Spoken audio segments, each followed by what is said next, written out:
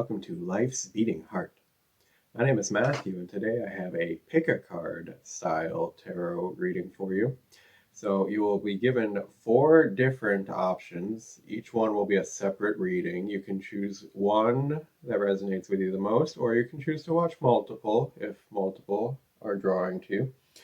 The message today, the topic today is going to be, what messages is your body trying to send to you right now? Okay, so this is going to be the general sort of theme here. There's going to be timestamps already in the description box. If you already know what pile is for you, you can just go ahead and jump straight to that. Otherwise, for a moment here, I'm going to show on the screen picture, an image of the 4 piles, and you can pause the video if you need to meditate and reflect or consider, which one pulls to you the most to watch. If you don't resonate with the one you watch, you can maybe try and watch a different one. Yeah. Okay. So without any further ado, I would just say that my readings are timeless. So whenever the messages find you, there may be a message here for you. And use your own discernment and discretion on how to apply intuitive messages to your own life.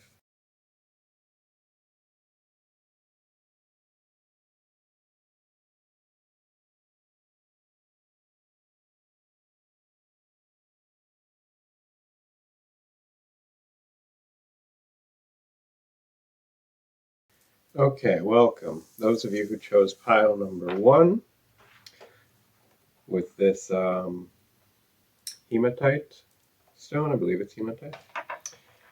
We're going to see what messages do your body have for you. We picked one oracle card. We picked an oracle card from the elemental oracle deck. We're going to start with that, and then we're going to go into some other things, some tarots, and get some more details. And yes, okay. Fecundity, rain. Rain. Interesting. So the first thing that comes to mind with rain is cleansing. Cleansing. Interesting. There's this plant sort of actually interesting. So this woman she's emerging out of a tree trunk, but then there's an open cavity in the tree trunk where we could see a plant growing. It's about at the womb height here. Fecundity also sort of speaks to me of the fertility as well, or fecundity is the sort of the nourishing, rejuvenating energy that the rain kind of brings to the land that helps the plants to grow so lushly. There's always a big burst of plant growth after the rainstorms, and then the plants bring just an abundance to the landscape. So, but this being something like kind of internally with your own body here, they're being in need of your body's asking right now, first and foremost, for nourishing and cleansing. So also number one thing I'm getting here is like dietary, or like the stomach region as well. Like with the imagery, especially I'm seeing on this card, there's something like dietary. So maybe like going on a cleanse, taking a cleanse of the there's many different types or ways you could do cleansing, colon cleansing, parasite cleansing, all of those kind of things, or just it doesn't have to be that serious for all of you, or if you have a fasting practice, maybe a little bit of fasting. But for some of you, it could be as simple as just eating a little bit lighter, maybe integrating a little bit more, fresh vegetables, fruits into your diet, salads, fresh fruits, that kind of thing a little bit. Just bring a little bit more lightness and freshness as well, because that also will sort of bring this fecundity energy. into the body here. That's sort of the rain, because like with rain also, it's the water element, of course, here. That's why I'm thinking like, and it has that cleansing element. So this is sort of why I'm thinking like very much like salads, leafy food, like fresh fruits, yeah, that kind of thing. Um, they have a bit of like a bit of a water element to them as well.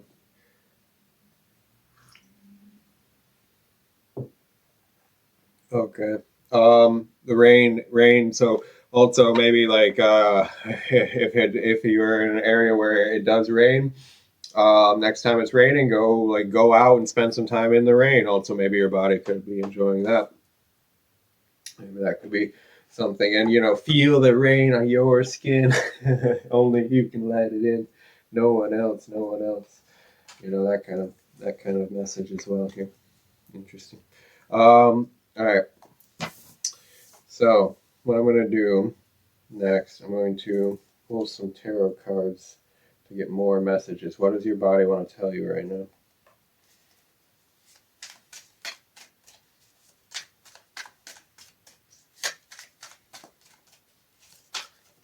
What does your body want to tell you right now? Pile number one.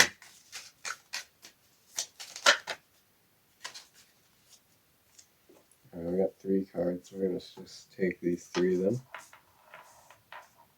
Interesting. Okay, we got three strong messages come through here. I'll just show you all of them at once, and then we're going to go through them one by one. Can I hold them all at once like a reasonable human being? Let me see. Is this reasonable? Let's see. Okay. So we have suppression, slowing down, and comparison. All right. So we're going to go through these messages one by one. They may all be linked for you as well because they all did come out as a clump. But we're going to analyze this part by part before we start piecing it back together again holistically. We have suppression here. Your body wants to release some of this. Can you blame it? Doesn't that look a bit terrible? Why is, like, you don't want this in your body. You want this to be washed away, to be released from you, right? This is like this could be a good piece of advice here if you haven't gotten for a long time any type of like physical like body work. I mean, like going to like for like a really good massage or something like that. I would highly recommend maybe a professional massage or something like this for you could be really good, or some other type of body work, because there's something about like suppression and then the tensions. There's just so much like picture in this image. There's so much like tensions here.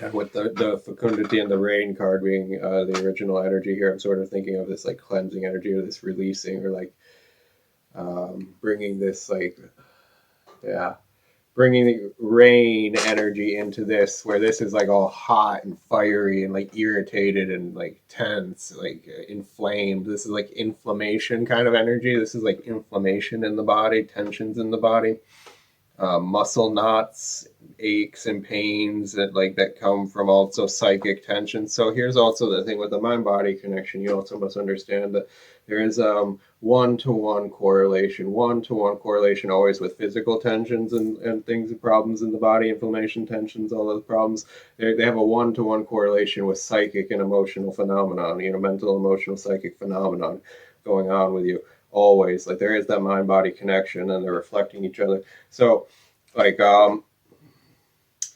and you can so interestingly, yeah, you can affect the body with the mind, and you can affect the mind and the consciousness with the body also. So there's something here about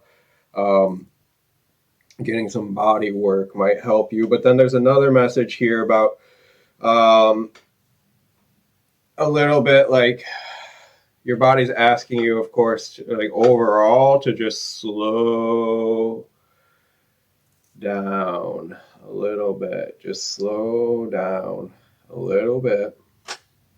You have the slowing down card, of course. I have to take my own advice here. I get a bit speedy when I talk to you guys sometimes. When I start channeling, when I really get into it, I can really get speedy. But there's something here about staying grounded, getting in a calmer energy, taking on less stress because of the way that you're approaching situations is not so. Like if you go into situations in a really tense, manic, high energy, high stress, high speed type of energy, then you're gonna, you know, cause a lot more of these tensions for yourself than if you are calmer, slower pace, approaching your situations. Okay. There's something about that here. And also about like, let's say you did go get a really good massage and you got some, your body where it's all relaxed, you got a lot of these tensions out, suppressions out. You have a good like emotional release. Maybe for some of you, there's also like an emotional release that needs to happen with the rain. Like maybe there's like emotional suppressions that you just need to have like a good cry. This could also be like with the rain card. Rain can be teardrops, right? Of course. So if you need to have a good cry, allow yourself the grace you deserve to cry and let all that out. Let all that out. You don't want to carry this in your body.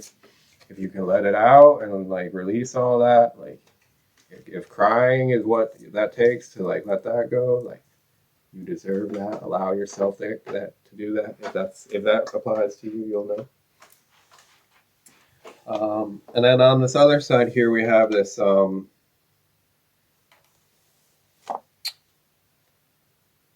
comparison card. Comparison. So interesting. The comparison is a fun card. So we're talking again about the fecundity and the plant life in the world, right? So we're looking on this card at the oak tree and the bamboo plant. And the bamboo is like, it grows really fast, but it's like, hollow and skinny. And then the oak tree, it grows really slow. And then it grows into this really tall, hard, sturdy sort of thing, right? They have very different natural characteristics, the oak tree and the bamboo. Do you think in nature that the bamboo gets jealous of the oak tree? Like, oh my God, he's so tall and so hard, and so lives so much longer than me. I'm so jealous. I'm so jealous. Do you think the oak tree gets jealous of the bamboo? Like, oh gosh, it grows so fast. It's so skinny. It's so like, do you think like, of course, no, that's an absurd thought. Plants just live their nature. They just express their nature, and every part of them has like a place in the greater whole of the larger ecosystem. It's kind of easy for us to see that when we're looking at like plants and maybe animals, perhaps, but when we're looking at other humans, we see, oh, this person has this special talent and this personality trait, and they have these natural gifts, and this person's so amazing in these ways, and I can't live up to that in that way. I don't have that trait at all, and like, oh my gosh, and and we're just comparing ourselves all the time to each other. And we're talking about this like in terms of body here, so we're talking about like body comparisons. Ooh, are you the type of person who's comparing yourself to your physical appearance to how other people are appearing? And we're talking about like beauty standards here. Like, ooh, that's a really heavy energy. Yeah, you're gonna have to cleanse yourself of this. Like, oh, I'm feeling like sticky energy on this already. Like, but yeah, if there's something about like beauty standards, of course, and comparing your physical appearance to others, comparing your body to others. And so there's something about here about needing to drop that and understand that every single being has their own form of natural beauty, right? And that beauty, of course, is in the eye of the beholder, right? But all of these, like, it's a mental game. These like comparisons. It's something that human ego mind likes to play, but it's not in your best interest to start playing that. Okay, you're only hurting your own self, really. So that's compare. What was I going to say? What did I say? I was going to say compare. Let's clarify. That's the word I'm looking for. Let's clarify these cards for you here. What is your body trying to tell you? Let's clarify the rain card, fecundity. Clarify the rain.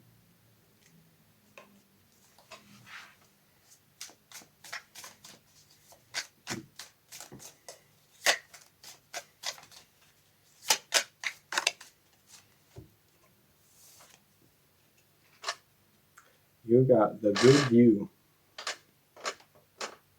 The good view. Interesting.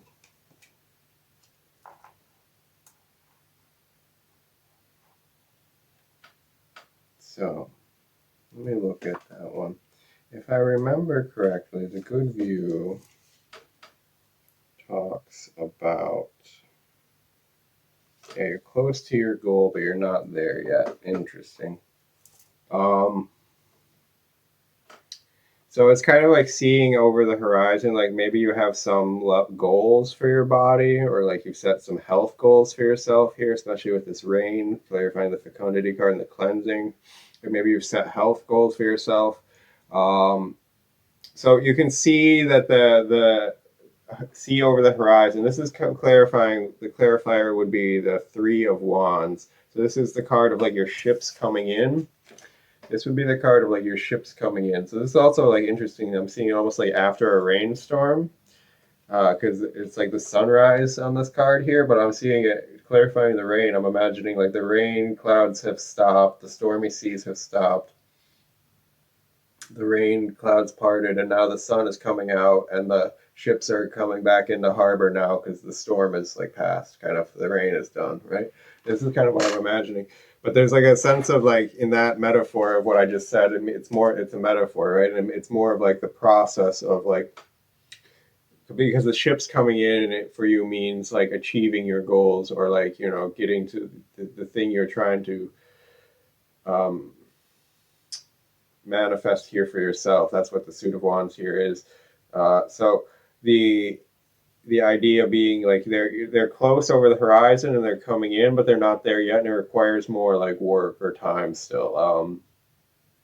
Right, and they're the Three of Wands, you know, can be something where it's not, you know, some people say it's like, oh, waiting for your ships to come in, but with the Suit of Wands, you know, you got to remember there can be like there's a very much an it's a active energy. It's about taking action. So it's not necessarily for all of you going to necessarily mean like you can just passively wait for results without putting in any work. Okay, so it's not like saying that, but if you continue to do the work, it's like you can see the results coming in. So it's going to be especially related for you with your health goals or your healing of the body goals here. So you are on the like right track to getting results here, the cleansing, but you just have to actually like do the things still here. Yeah, and continue onward, and it's like over the horizon.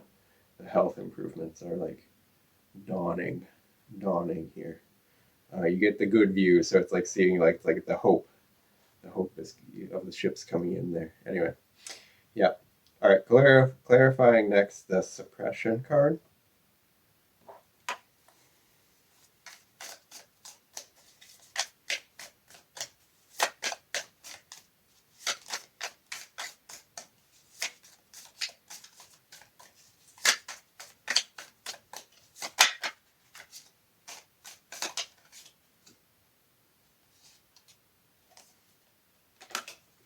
Okay.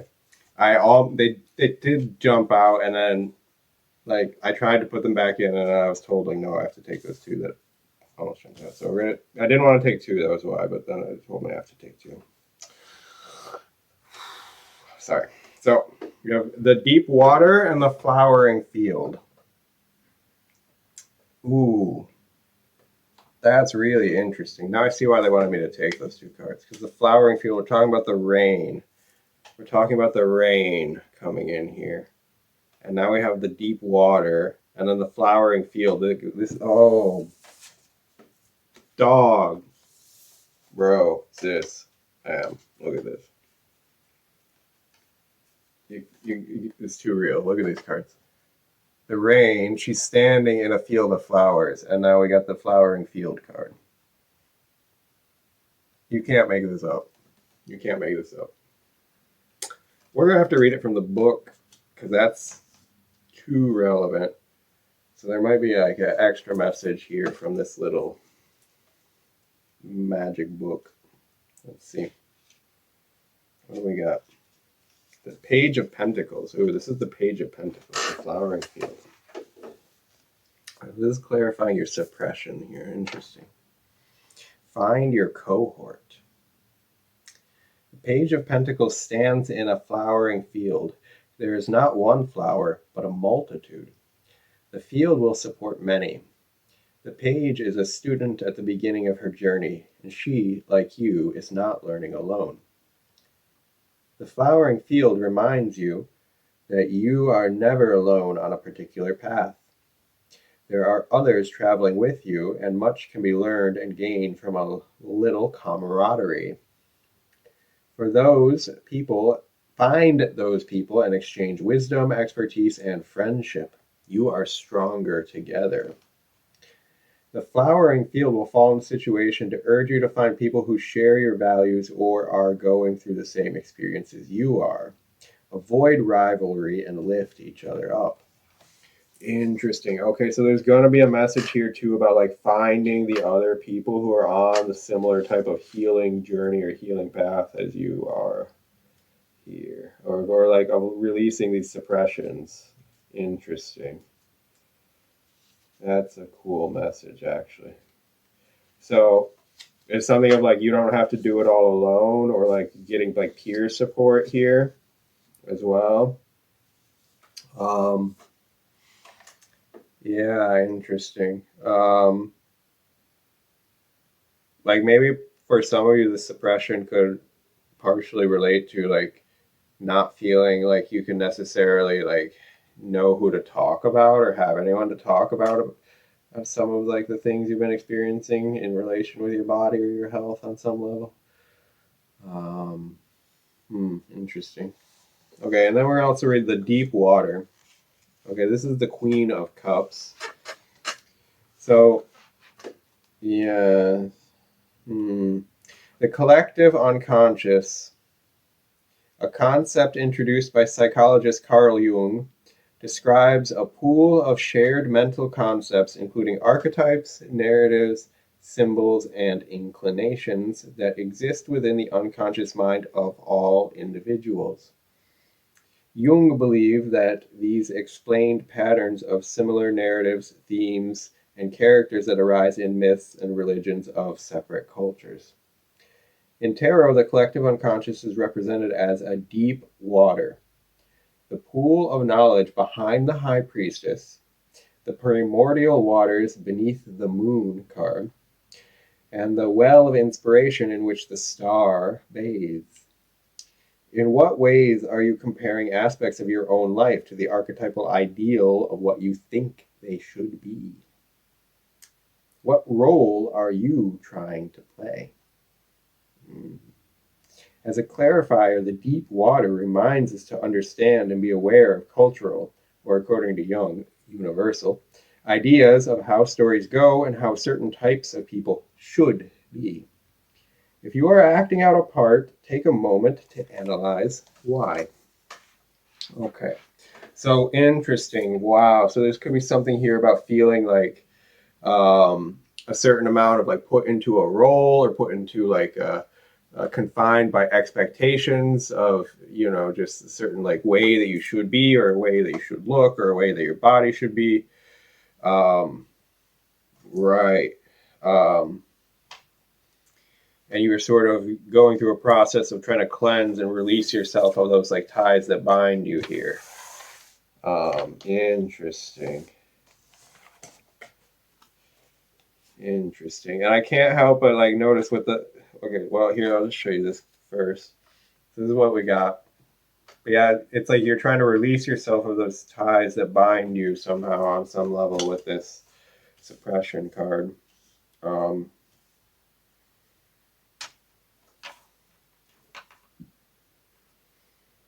Now this can be, again, it's a metaphorical thing, so this could be manifest in many different types of diseases in various ways. However, the general message I think is going to be the same. So apply it how it applies to you. We're going to clarify now the slowing down card.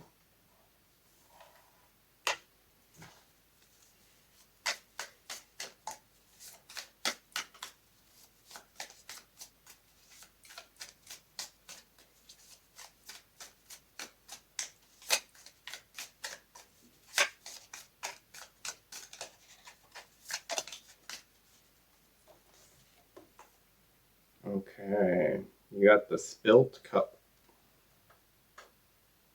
The spilt cup. Another water card. We're talking about the rain. We're talking about messages from your body. Spilled cup for slowing down. Well, the most obvious message I'm getting right away is like, slow down, bam, slow down. If your cup, I'm not going to spill this cup because this cup has coffee in it right now, but imagine if your cup was spilled over sideways, you need to turn your cup right side up. You need to fill it again, okay? And you need to like slow down and focus on yourself enough for like half a second, long enough to do that. You need to slow down and focus on yourself like half a second long enough to actually turn your own cup upright again and fill it back up again. Nourish yourself. Turn your cup upright. If your cup is spilled and knocked over on the side, fam, how is the rain gonna fill your cup? Fam, think about this, bro, sis. Come on. If you gotta at least put the cup like right side up again if you want the rain to like start filling it up, right? Like, it's the Five of Cups, by the way. Clarifier. That's funny. All right, but the Five of Cups talks about like, so it's like not all is lost. The cup is not broken because there is a card in here where it's a broken cup. The broken cup you can't do anything about. It's like walking away from the city. Something about walking. This is not the situation with you. It's the spilled cup. So this is just about like a certain amount of like a mindset shift that needs to happen, and then you can actually go back about like refilling the cup again. The cup itself is not broken. There's nothing actually wrong with the cup. So it's maybe saying like with your body and with your health problems, the message here it's like not that your body is like fundamentally broken here, but it's just like the relationship with it, or the relationship of your process of nurturing with the body, and the fecundity of like the rain cycles. Think of the rain cycles, my friend. Think of the rain. The rain cycles are constantly nourishing the earth, but it has to be a cyclical process of self-care. Like this, I'm just gonna put it in human terms, like self-care. Like you just have to like actually kind of feed the energy, cycle the energy back into yourself sometimes. So that it's like the rain cycle, if you can imagine it like that. And then slow down. So like when I say self-care, we're talking about what is the messages of your body. So like things that are like practical things, like where you're actually like taking care of your body. Like, are you sleeping enough, hydrating enough, eating healthy foods, getting enough exercise, and all of this, those kind of things. Self-care. Nourish your own cup. Put your cup upright, slow down enough that you can de-stress enough, unwind enough. You can actually take care of yourself. Like, let the nourishment actually sink into you. If you slow down enough to let it sink into you. There's a good message from your body. All right, we're going to clarify now the comparison card.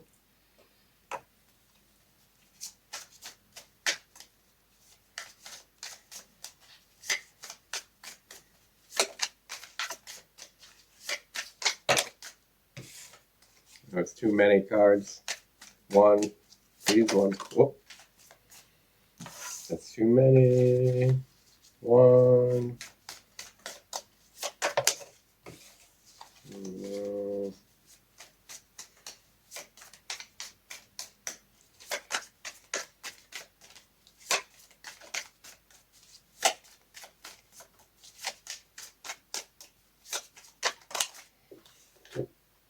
Okay, we got one. Thank you. We got the instrument to clarify comparison. So this is about having a playful attitude and bringing some like creativity to a situation, some lightheartedness. It's like a ukulele, and it's also like just about having a bit of like fun, um, bringing a bit more childlike energy to something. So it's kind of like a certain kind of like innocence and silly, like lighthearted joyfulness to the thing. So it's like mm. Ooh, also there's a level of message, the instrument. Ooh, because we're talking about the body, messages from your body. So it's like remember also instead of like getting into like comparison mindsets of like, oh, I'm skinny or fat or in this way, or I'm tall or I'm short, or this part of my body looks like this, or all of those comparison things, like remember, like your body is the instrument. It's your body is the instrument through which you get to experience this whole like beautiful 3D incarnated embodied human experience of being a soul in this 3D realm, and like creating and bringing through that soulful beautiful energy with it, because this is the page of wands. So it's like about bringing through those inspirations, bringing through that soulful energy, bringing through your creativity, bringing it down to earth. And your body is the instrument for that. And isn't that like so much like more deep and kind of profound and fulfilling than just like focusing too much on like the comparisons of like how it like looks or functions like on a superficial level, right?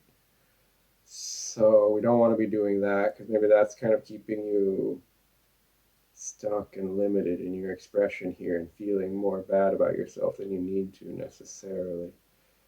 Yeah, we don't want you feeling bad about yourself unnecessarily. Your body doesn't want you feeling bad about it necessarily. Your body is a blessing. Your body is the instrument of the divine here. The body is beautiful, okay? Your body is serving you the very best that it can. It is your instrument. It loves you and it wants you to love it back, okay? So pour back into your body. Take good care of it.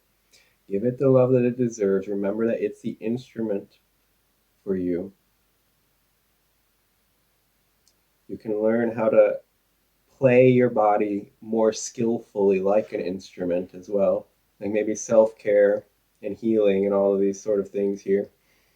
Nourishing this rain cycle, like I talked about. Maybe that can be something that you learn to like play masterfully with. You know what I'm saying? Like maybe your relationship with your body can become more like learning to like play a musical instrument. Like if you think of it in that kind of metaphor, you might start to develop a little bit of a healthier relationship with your own body than like just comparing it to the sort of default way that our beauty standards and all of that and dating standard, all those weird things out there that are just programming. Uh, you know what I mean? So that it might serve you more to think of it as like your instrument that you can have a beautiful relationship with, and it all depends on like your willingness to take good care of your instrument as well, and like um, maintain it, the maintenance and the nourishing process of the honing process, the tuning process of the instrument here, right? If we're going to trying to stick within the bounds of the metaphor. So yeah, that's the whole message for you here. I hope this was interesting or helpful for you, pile number one. I'm going to end it here now. Like the video if you got something interesting or meaningful out of this. Comment down below if you have something to say. I always like to read your comments. Subscribe if you're new and you'd like to see more content from me in the future. If you're a returning subscriber, welcome back, and I love you. Until next time, with more words from the... Hello, those of you who chose pile number two. This is going to be your reading about what does your body want to tell you right now. And you have this sodalite stone. That one away. I'll show you the sodalite, which is about the throat chakra. Now, interestingly, you got two cards. Oh, wow. Oh my God. Holy shit, actually, dude. Holy fuck. Yep, fire and water. What? Dang. That's really cool, actually. Okay, wait. Ignition and creation. Oh. Whoa. This is a really big energy. And you have this throat chakra here, something. Wow. Okay. You're like in this like powerful energy of creation, where like you have this like powerful creative potential. Do you? Oh, it's that. It's the alchemy. Okay, you're in this like alchemical state. Like there's like this. Your body is like. There's something about coming into balance and bringing like the energies of fire and the energies of water and using both of them together, like combining them in that alchemical way to like to birth like a new level of creation here, like to bring in the third element, or you know, what I'm saying? Like when you birth when you merge the fire and the water and you temper like the lead into gold. You know what I mean? There's sort of like a magical sort of transformational process, something like with the birthing and the creative process here when we're bringing in something from like a higher realm here. Interestingly, if you look really closely here, okay, with the fire card, the ignition, like okay, I just want to like look at this for a second myself so I can then describe it to you. But there's all this like sacred geometry. I'm seeing these Merkaba symbols, or you know, the Star of David, the overlapping triangle symbol. But then there's all this like there's all this sort of higher dimensional sort of thing. So it's like the patterning, the energetics of something, bringing something down here. I'll show you now the picture of what I'm looking. So there's something here about like channeling some of the energetics of something like um, higher dimensional here. But then there's also this like this grandmother wisdom. Um,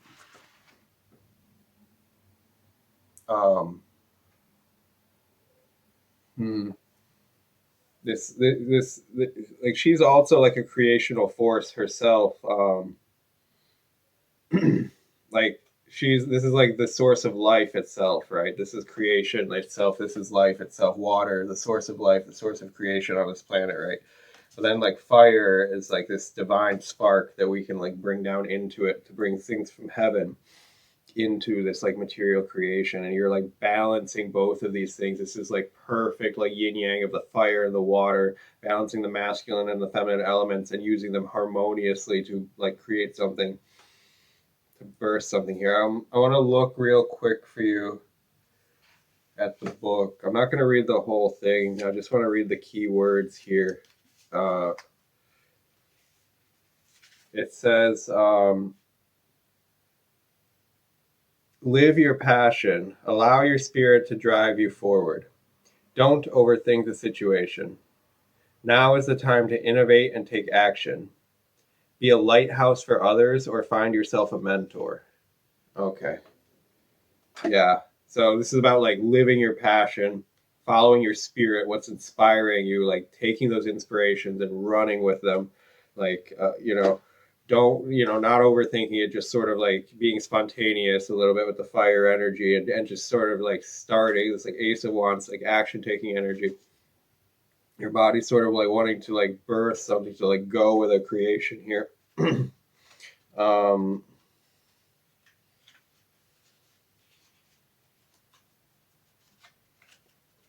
and then okay,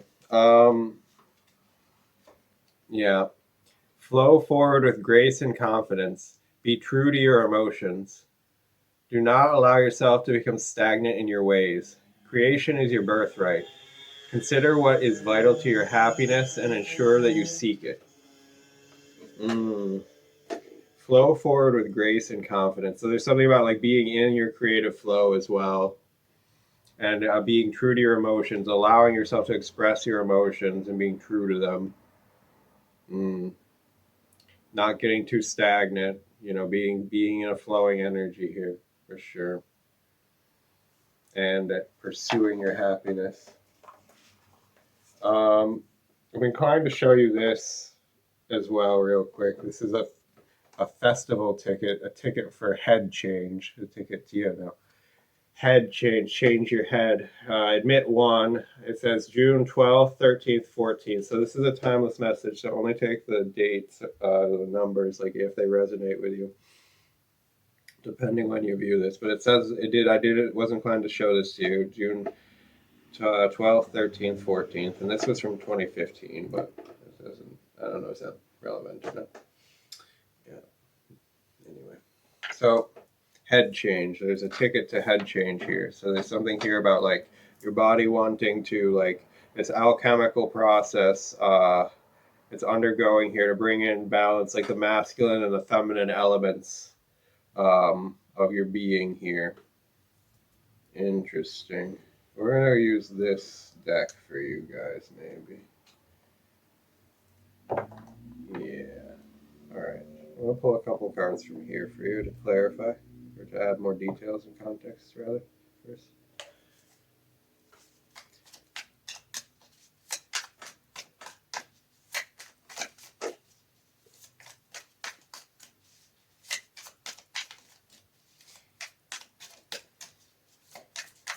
What does the viewer need to know about this alchemical fire and water?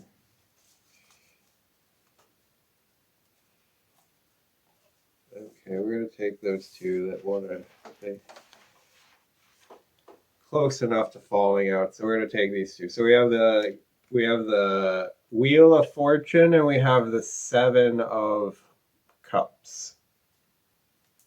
So when we're talking about like the creation energy, oh wow, okay, wait, dude, trippy. Wait, look, they're doing the same thing. They're doing the exact same gesture on both of these cards. Bam. I can't make it up. This is you saw these just fall out of the deck, man. I don't like choose these. You know what I'm saying? This is like I'm shuffling for you live, but like, wow, it's in the exact same. But there's such a contrast. If you look on the water on the creation card, she's so serene and peaceful. But this guy here on this card looks like fucking terrified and anxious about his choices. What? Look at the contrast of these cards here. Are you kidding me? This is unreal. It's the exact same thing, but the energy is so like polar opposite. And they're both in water. No fucking way. Okay, sorry, I'm getting I have to calm down. Ah, it's too similar, these cards. Like, how did that happen? They're both standing in this pool of water doing the exact same pose. They're doing this. But the lady is calm. And the guy is like freaking out like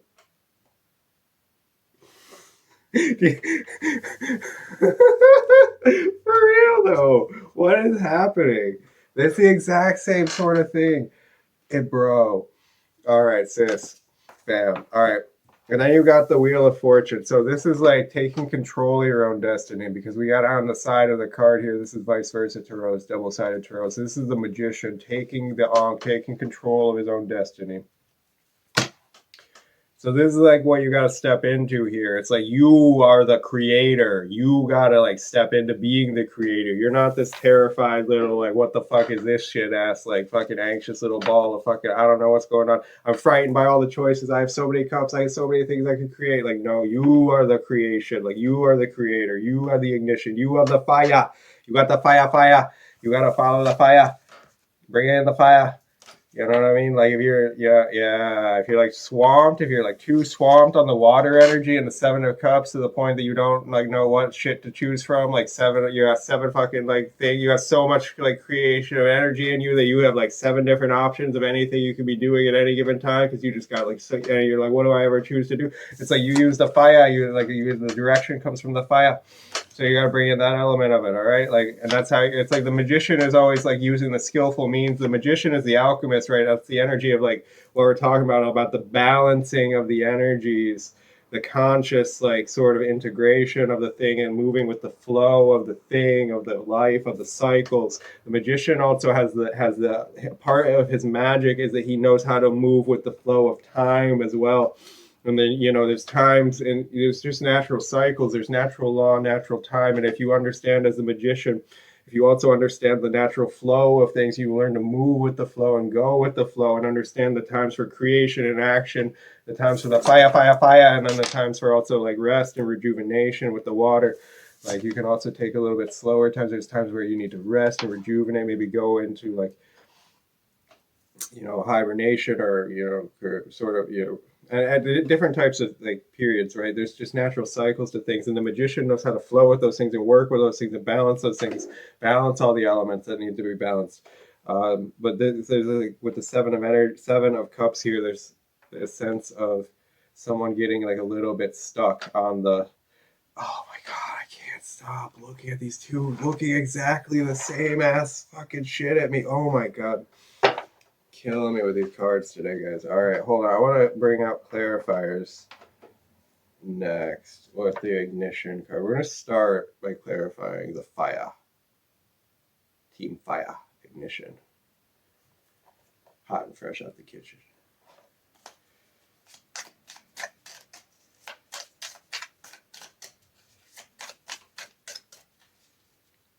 Mama rolling that body. Got every man in there.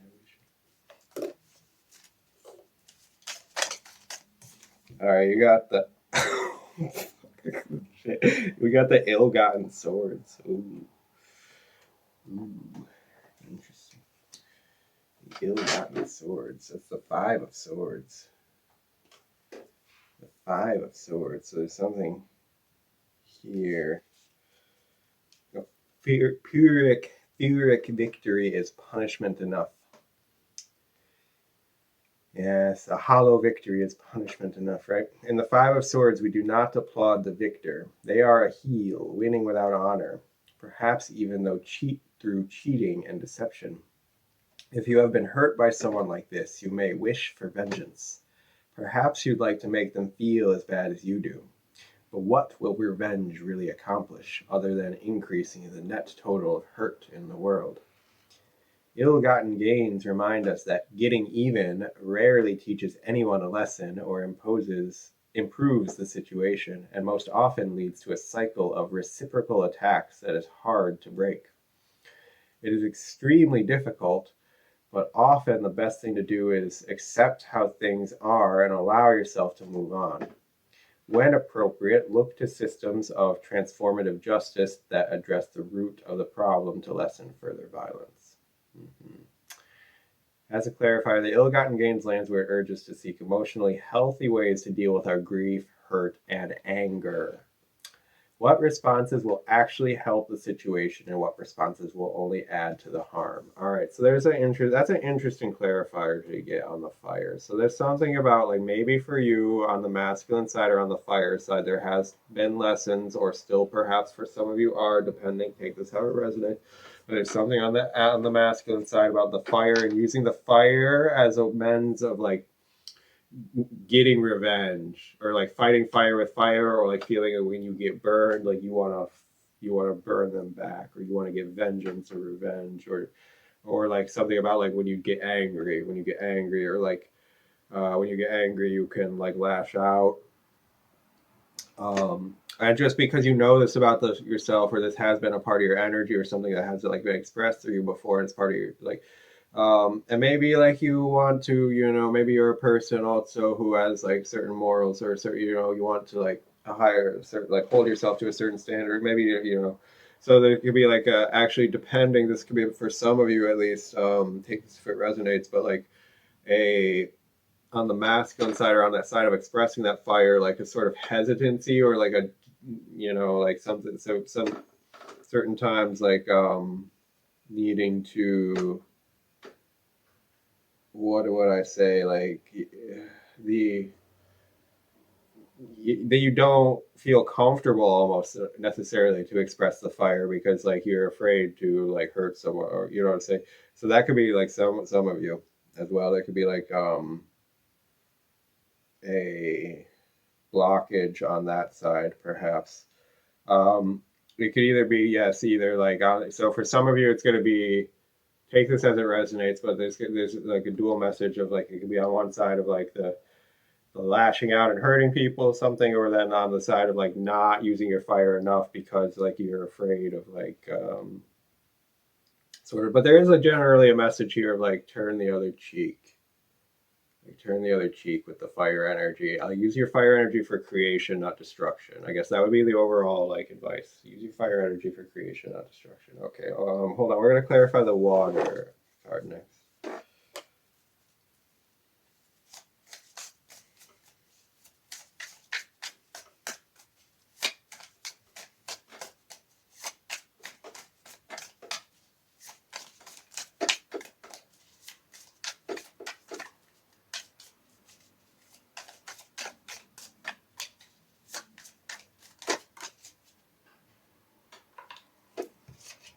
What did we get? Suspense. The instrument. Again, this is not the first time this came out. The instrument of creation. Ooh, it's so fun. Okay, I didn't read it last time it came out, but it came. Okay, well, I'm gonna read it. I'm gonna read it this time in the book. Guys, I read the book because the book is good. Like, because it's good. I can say my own shit too, but like the book is good, and I like reading out of books. All right. You do have to get a hobby. You do get to have a hobby. Maybe that's a message for someone. You have to get a hobby. You don't have to do anything, but maybe it would be good for you to get a hobby, like a little channel for your creative expression. Hey, maybe you do get to have a hobby. This is the actual message. So, in their deck, they chose to give the Page of Wands a ukulele because it's a silly, wonderful instrument. Ukuleles sound nice, they're easy to learn, and they're lots of fun. I feel focused and calm when I'm playing the ukulele, learning my little songs and singing to my little cat. It doesn't matter if I play a song well or poorly. It's on a ukulele. It's going to be silly and wonderful no matter what. The instrument represents a creative outlet. Do you have anything in your life where you can express yourself freely without the pressure of being good or making a profit? Music, knitting, pottery, karaoke, weird sculptures made out of sticks and leaves in your backyard. It may be hard to let go of perfectionism and allow creativity to be enjoyable, but I highly recommend it. As a clarifier, the instrument will land on a card to beseech you to bring some creative whimsy to a situation. How can you simply let go of the pressure to do something well and simply enjoy and express yourself? Interesting clarifier too. So creation, how can you allow yourself to be creative, allow your water to flow and not get stagnant here? The Seven of Cups looks like stagnant water in contrast. So how can you not let your waters get stagnant if you, by being overly critical or overly perfectionistic of yourself here? Maybe stabbing your own self with one of the swords here on the fire side. Like maybe your masculine side, there's a problem could be something here of like being overly critical of the feminine side or something here. Potentially, if that resonates. But there's something here in general, the instrument and the creativity, just like allowing yourself to be whimsical and creative and enjoy it and have fun and do it for the sake of expression and creativity, like just allowing all that to flow out of you. It doesn't have to be like good or in any particular like that kind of way. You know what I'm saying? It doesn't have to be in that kind of framework at all. Like that's not how we have to be operating about our creativity. Because that's a lot healthier sort of water energy than this water energy, which we're about to clarify now. You see, like on the lady, the old wise woman and her healthy, beautiful, creative waters versus this one that's all like in a stagnant sort of swamp here. All right, we're going to clarify the Seven of Cups next.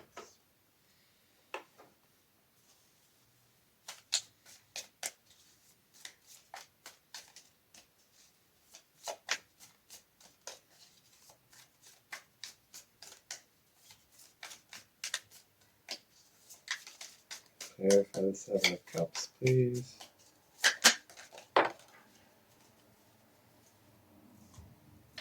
Okay, we get this one. It's the Winged Helmet. This is the Knight of Cups. Interesting. So we got the Knight of Cups to clarify the Page of Cups. Ooh, this is beautiful, actually. It's something about like letting your romanticism, your romantic ideals, like letting yourself to be a dreamer, like letting yourself dare to be a dreamer. That's kind of sweet. Like, I want to read this one to you guys too, because it's just sweet. Like, maybe you need to hear all these. I don't know. Like, it's like you really like, oh.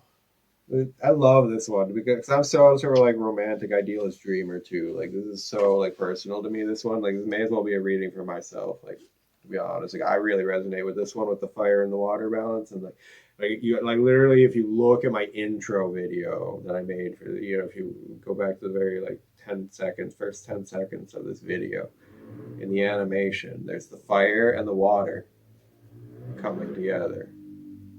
So, right, so like I relate with this reading as well.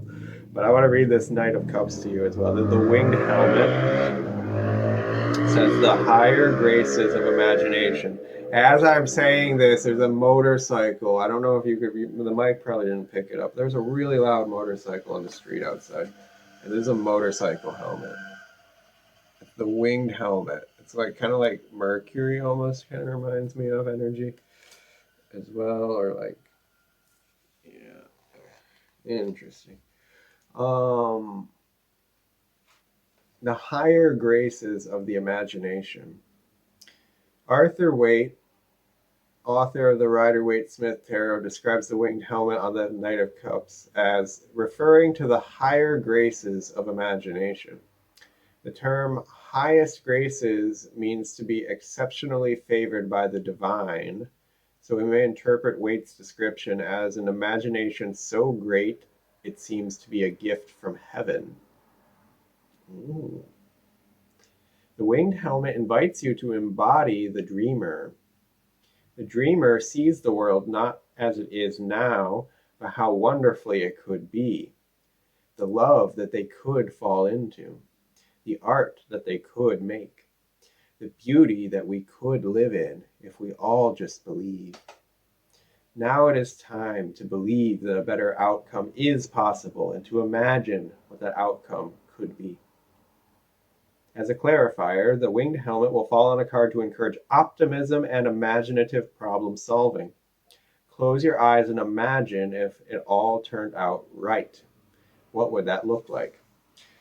Well, the Seven of Cups is already a card about dreaming and imagination, and this is encouraging you to be like a really big, romantic, idealistic, optimistic dreamer. And you're in this beautiful energy of this flow of creation, and you kind of like have the instrument. You are like the master of your own destiny. You have the fire, you have the water. You just have to not self-sabotage it here. That's kind of the only thing. You have all this power, and it's like if you could dream your dreams, like if you could dream creation, if you could create your dream life, all that power was in your hands, like right here, right now, right here, right now. Create your dream life right here, right now. It's all in your hands, right? Like look at this card and tell me it's not all in your hands right here. Look at these cards and go in your dreams. Like, what do you want? Like, if you could wish all your wishes, wish all your dreams, dream all your dreams, it's all in your hands right here, right now. You have the power. Now we're going to clarify this final card. This is the Magician. This is the Wheel of Fortune. This is being in control of your destiny. Being the master of your own destiny. Let's clarify the Magician, or the Wheel of Fortune. The Magician is on this card, but it's the Wheel of Fortune, which is the fate, that you're being the master of your fate here. Let's clarify it.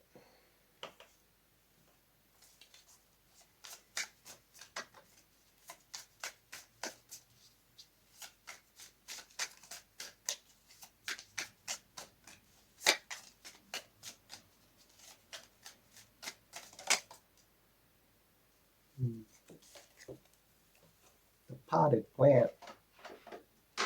You have to nurture yourself. You have to water your plant. Oh, and there's a plant on the winged helmet, bro. Fuck this. Come on. Look at that. Isn't that cool? I hold these like a reasonable. Okay. Yeah. And there's a plant coming. There's like on this. Oh, there's no way I can. Well, I can hold 3 cards. Yeah, I can do it.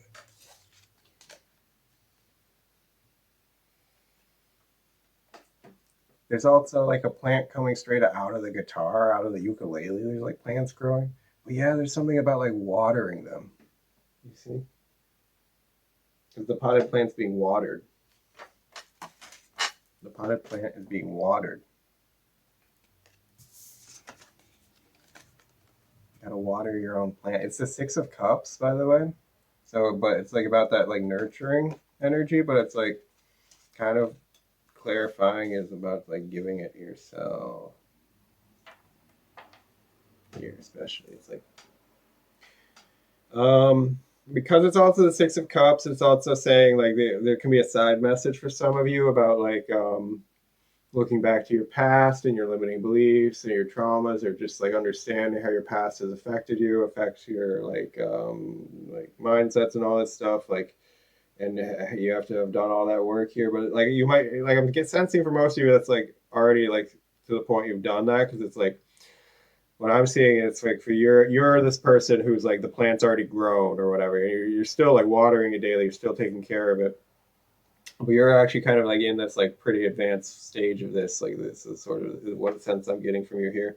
They're the only like on one side here. There's only on this fire energy here. The only sort of like thing here, which is still a problem, is like a little bit of this like potential of like a self-sabotaging thing of like on the fire side, when it's like when the fire can like lash out is the sort of the issue here, or like when the anger sort of is used as a way of like right, instead of like turning the other cheek, kind of thing, and using the fire for creation instead of destruction, right? That's sort of where you're only sort of stumbling block in this entire reading. And on the other side on just otherwise keeping like in the flow and keeping the water flowing instead of not letting the water get stagnant as well, by like continuing to stay in the flow of imagination and creation and self-nurturing and taking care of the body. So this is what the body is wanting to do, because your body is wanting to create. Your body is like wanting to like birth your dreams. If that wasn't clear like from this reading, your body right now is like wanting to be the instrument of creation.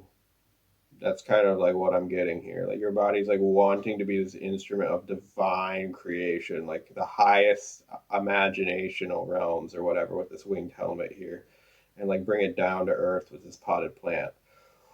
Woo! Yeah. That's pretty fucking badass. Whoever this resonates with, like, I want to be a friend because you're pretty cool. All right. Faux show.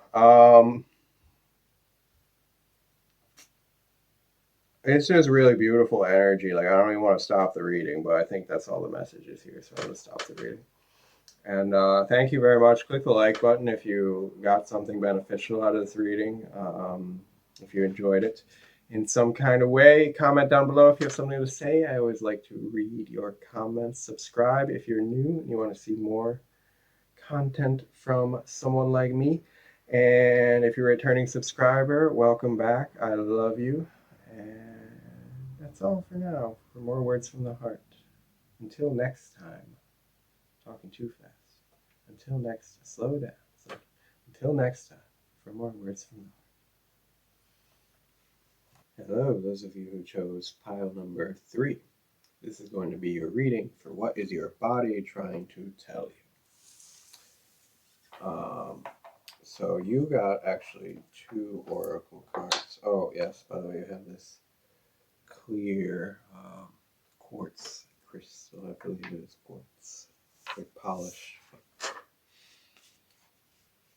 You got oh my god, I almost feel like I'm gonna sneeze. That's funny because you have the volcanoes card and then passion, the soul, power, and the soul.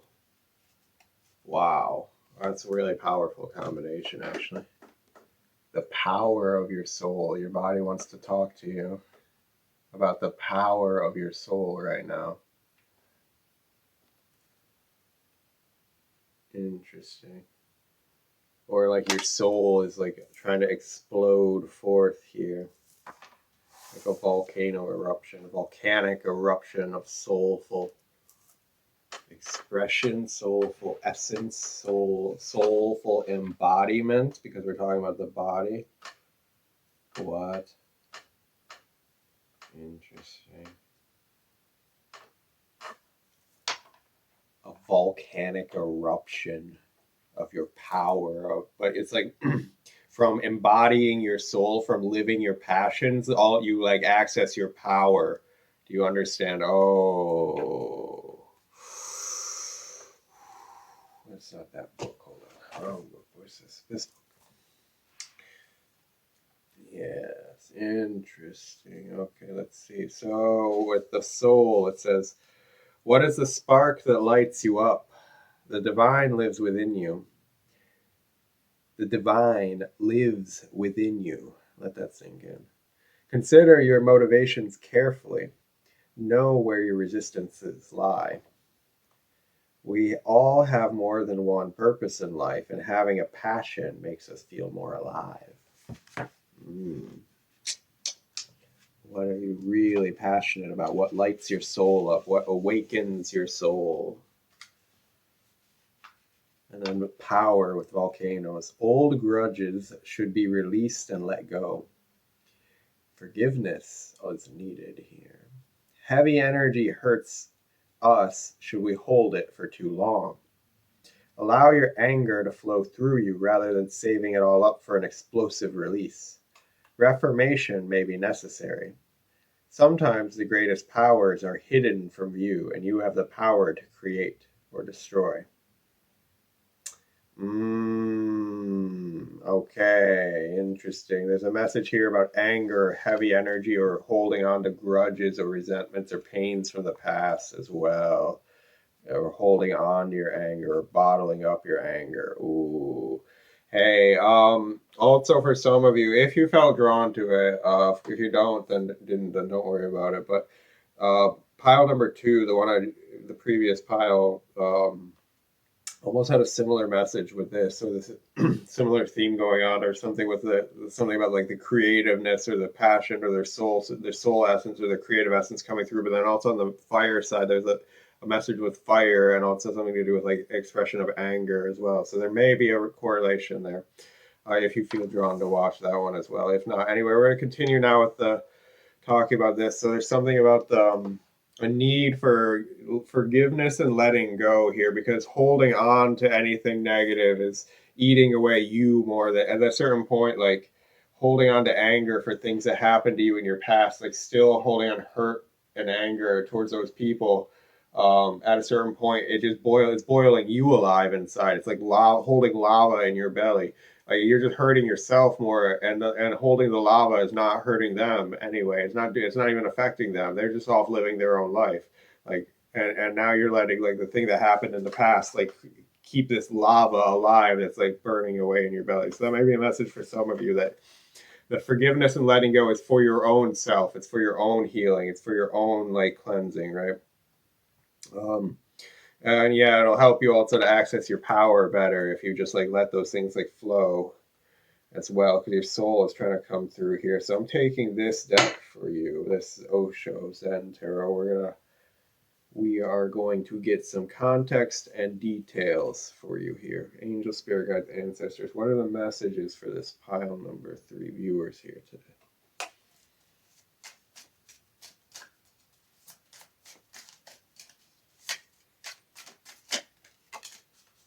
You got intensity.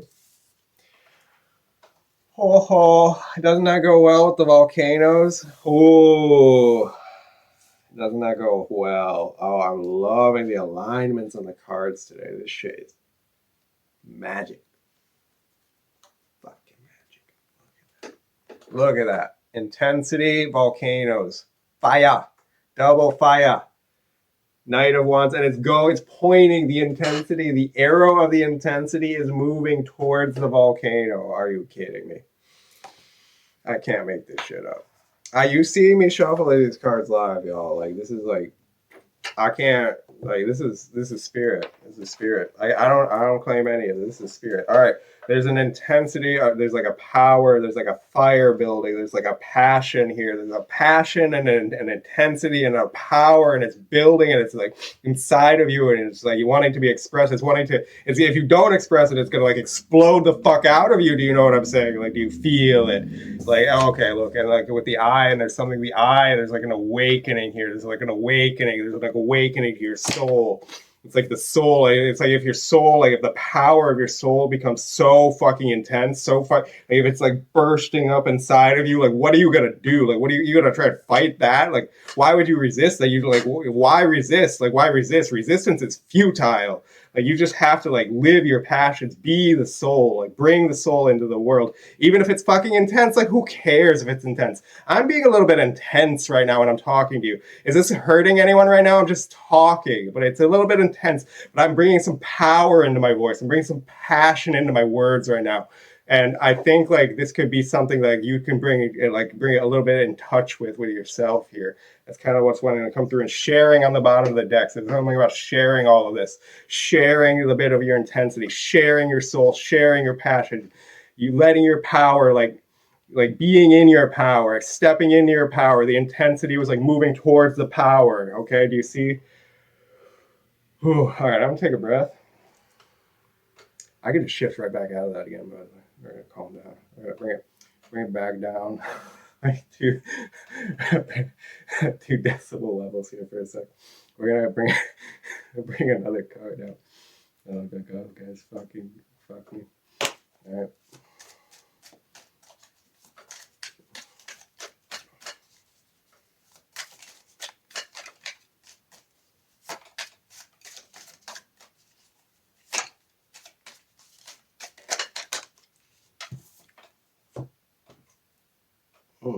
All right.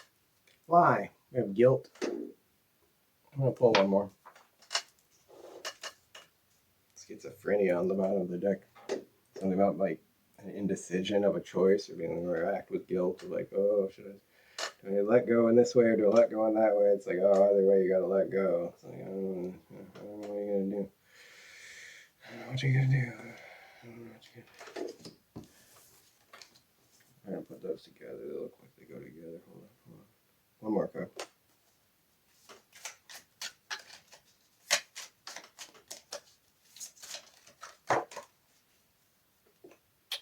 Ooh. There's the Lovers. An adventure on the bottom of the deck. Hold on. The Lovers. Oh. I can see why you're so passionate now. It's cute. And look, there's the child, the little inner child going on an adventure on the bottom of the deck. It's like the soul waking up. It's like the soul. Look.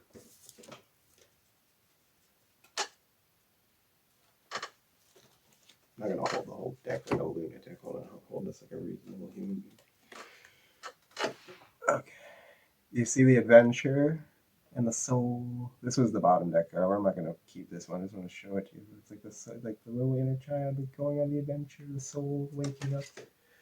The same energy there. So the Lovers. Ooh, now I can see why you have this difficult energy in the middle. There's like all this passion and intensity and soul. There's like a soul connection here. Maybe someone like you met someone or met a lover, met a person who like woke up all of this power and passion and intensity in you. But it's like fucking like doing your head in a little bit. Doing your head in a little bit. And it was like the schizophrenia. I took that one as like the schizophrenia card is like, it's like, do you leap into this thing or not? It's like, do you surrender to the thing? It's like it's either do you. The schizophrenia card is it's the mind, because it's the Two of Swords first of all, but it's like On this deck, it's funny because it's like the idea being, do you let go with your hands first or your feet first? And that's the silliness, the futileness of the mind process, because it's like, does it really fucking matter? Do you let go with your hands first or your feet first? You have to, like, look at the situation you're in. You have to surrender to this. This is your soul. Like, you're on the abyss of your soul. Like, you have to just fucking, like, how long you're like holding on is like racking yourself with like guilt. This is the mental energy, is like racking yourself with guilt because you're not able to like, hold on, let me hold you, show you both the cards. Then, like, look. This is like your mind going a little bit crazy about this. Ooh, pain in my leg. Ooh, on the left side, the feminine side, the woman's going crazy. Sorry, no, I'm kidding. Feminine side. But so this like racking yourself with guilt here, like making it. Oh, interesting.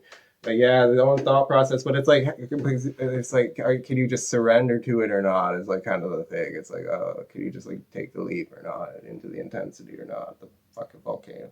When it's like, ooh, imagine. Well, I can imagine it being like kind of scary or on a mental level here, like the surrender, because if it's like this, if it's like this, like this, bro, fam, like. Like imagine like the leap or the fall into a volcano. Imagine if this was like a volcano. This part, the volcano that you're falling into. Like this. Let me do it like this. This is a better way.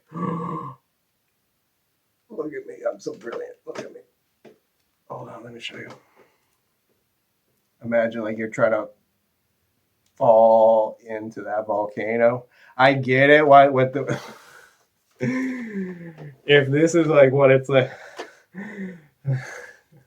if this is the energy, I understand why there's a little bit of a resistance on the mental level here. The Eight of Swords here, the guilt. Or not, the guilt is not even. I don't even think the word guilt necessarily is like correct here, but it's just what I'm getting is mostly the image here. It's like this the energy of like thoughts, the mental process, the mental prison, sort of when there's like when it's otherwise all this intensity and passion and soulful energy and love, the lover's energy. All right, now we haven't even gone into any clarifiers. That's just like the situation. Like, what a situation. All right. We're going to do clarifier cards as well for all of these. So we're going to do first the soul with passion. We're going to clarify the soul, please. Angels, spirit guides, ancestors. What are the messages for the viewer today? Clarifying the soul card. Passion.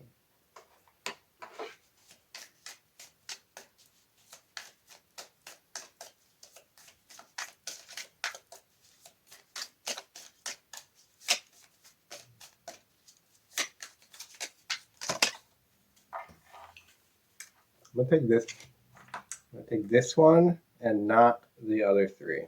That's the deal. I'm gonna put those other three back without looking at them. Like that didn't even, we're gonna split them into the deck. It didn't even happen. We're taking this one. It fell out by itself. All right, one. The coins. What? It's about money? Your soul, your passion is about money. Your soul, your passion is gonna make you fucking rich if you can express this shit. Oh, oh boy, there's money here. It's about money. I don't know why it's about money. The soul, your passion, and I clarified. You saw what I did. Like I didn't look at them. It came out. There's one. I don't know if you could see it actually. I don't know. The camera angle maybe didn't show you, but there was one. And then there's three other ones, and I was only looking for one at a time. So I took the one that was separate, and it was the coins. So look at this though. The coins clarifying the soul. So that's interesting. So this is like literally the "it's about money" card. Like literally, sometimes things are just about money, like literally money, making money, earning money, wealth, building wealth. Getting fucking paid, for your soulfulness, for your passions. There's something in energy about that here. All right, straight up, like that's just straight up. That's the message. But we're gonna expand on this here, I guess, with clarify next the power and the volcanoes. Clarifying the power of the volcanoes card, please. Thank you.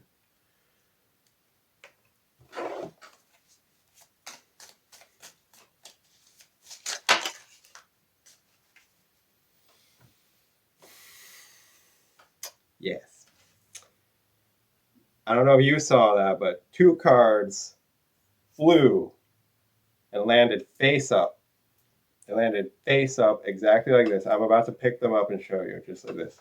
They landed just like this.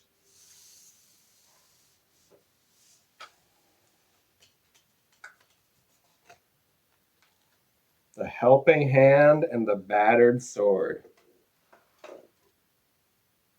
That's what flew out of the deck, like with some power right there. We're talking about the power card, the volcanoes, as a clarifier. We got the. Wait, I'm gonna block it with my fingers. Man, my goodness, how do I hold these things like a reasonable monkey? Perhaps this is better. So yes, we're seeing the helping hand and the battered sword. This is fascinating energy. Wow, this is really cool, positive energy for you here. So there's something with your power here. There's something about like give it. You're both. I think. Oh, whoa! This is really profound. All right, I'm gonna have to read this one from the book for you because this is actually super cool. First of all, the helping hand. I gotta explain this to you first of all.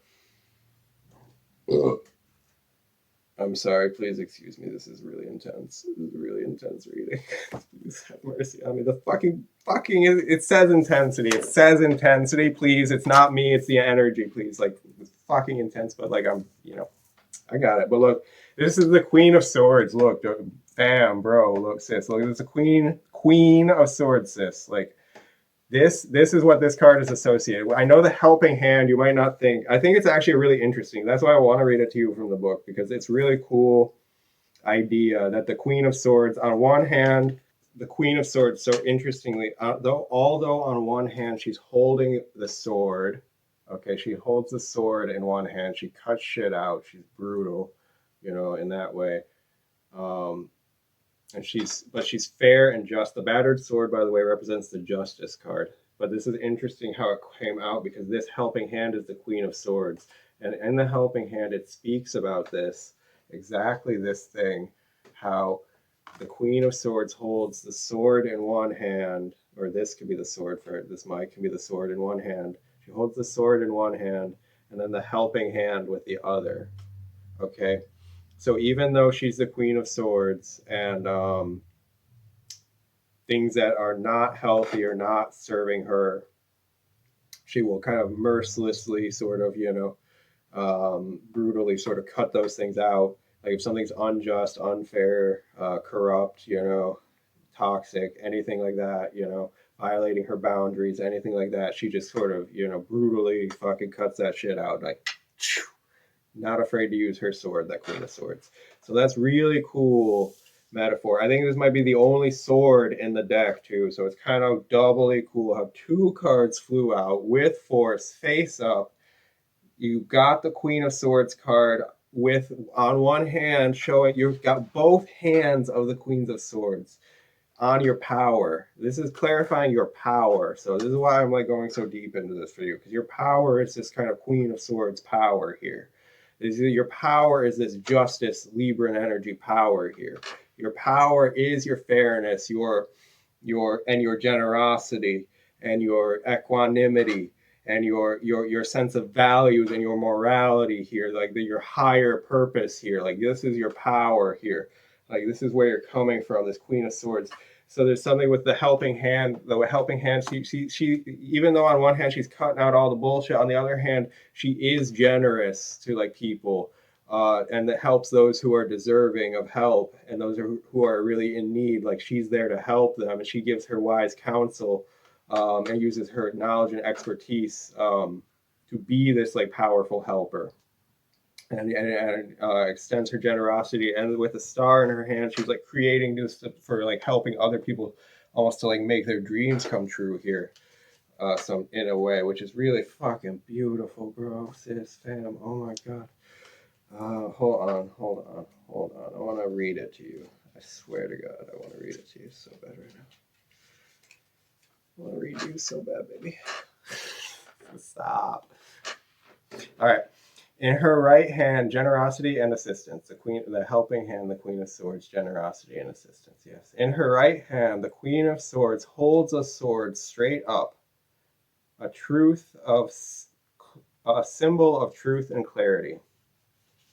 Yes. In her right hand, she holds a sword up, a symbol of truth and clarity. Her left hand is extended forward. Did I get this correct? What is the right and the left for you guys? If I mess this up, I'm sorry for being a bad monkey. But let's see. Her left hand is extended forward, open to anyone who may need her aid. The queen is logical, but she is also generous. It is not only okay for you to accept help, it is also vital to your survival and growth. Human beings are social animals. We have evolved for thousands of years to flourish in community. It is only through mutually lifting each other up that we thrive and create more resilient communities. Do not let your desire to be independent or concerns that you are not worthy of help prevent you from accepting support when it is offered. None of us were meant to face life's challenges alone. Ooh! I spilled my coffee a little bit, guys. All right. I'll deal with that in a minute. Forgive me, I'm a little bit wild sometimes. So, continuing, it's okay to accept help as well, by the way. Do not let your desire to be independent or concerns you are not worthy of help prevent you from accepting support when it is offered. None of us were meant to face life's challenges alone. As a clarifier, the helping hand urges you to either accept or offer help. In these situations, the helping hand is landed on you are either in need of assistance, which is available to you, or in a position to offer it. Powerful. So you're either being asked, depending on the phase of your journey of opening and expanding to your soul's evolution and the intensity of your soul and embodying your power, you're either asked to seek the help and the support of people who are there to help you and support you on that journey because it's pretty fucking intense, and so you should get some support with that, especially if it's driving you a little bit crazy. Or you're already really well in touch with your power. You got this sort of grasp in your hands, in your grasp, and you're ready now to step into leadership and embodying this as something you're able to give to other people and use your power to extend a lot of help to other people. So it's either one, depending how you are, for sure.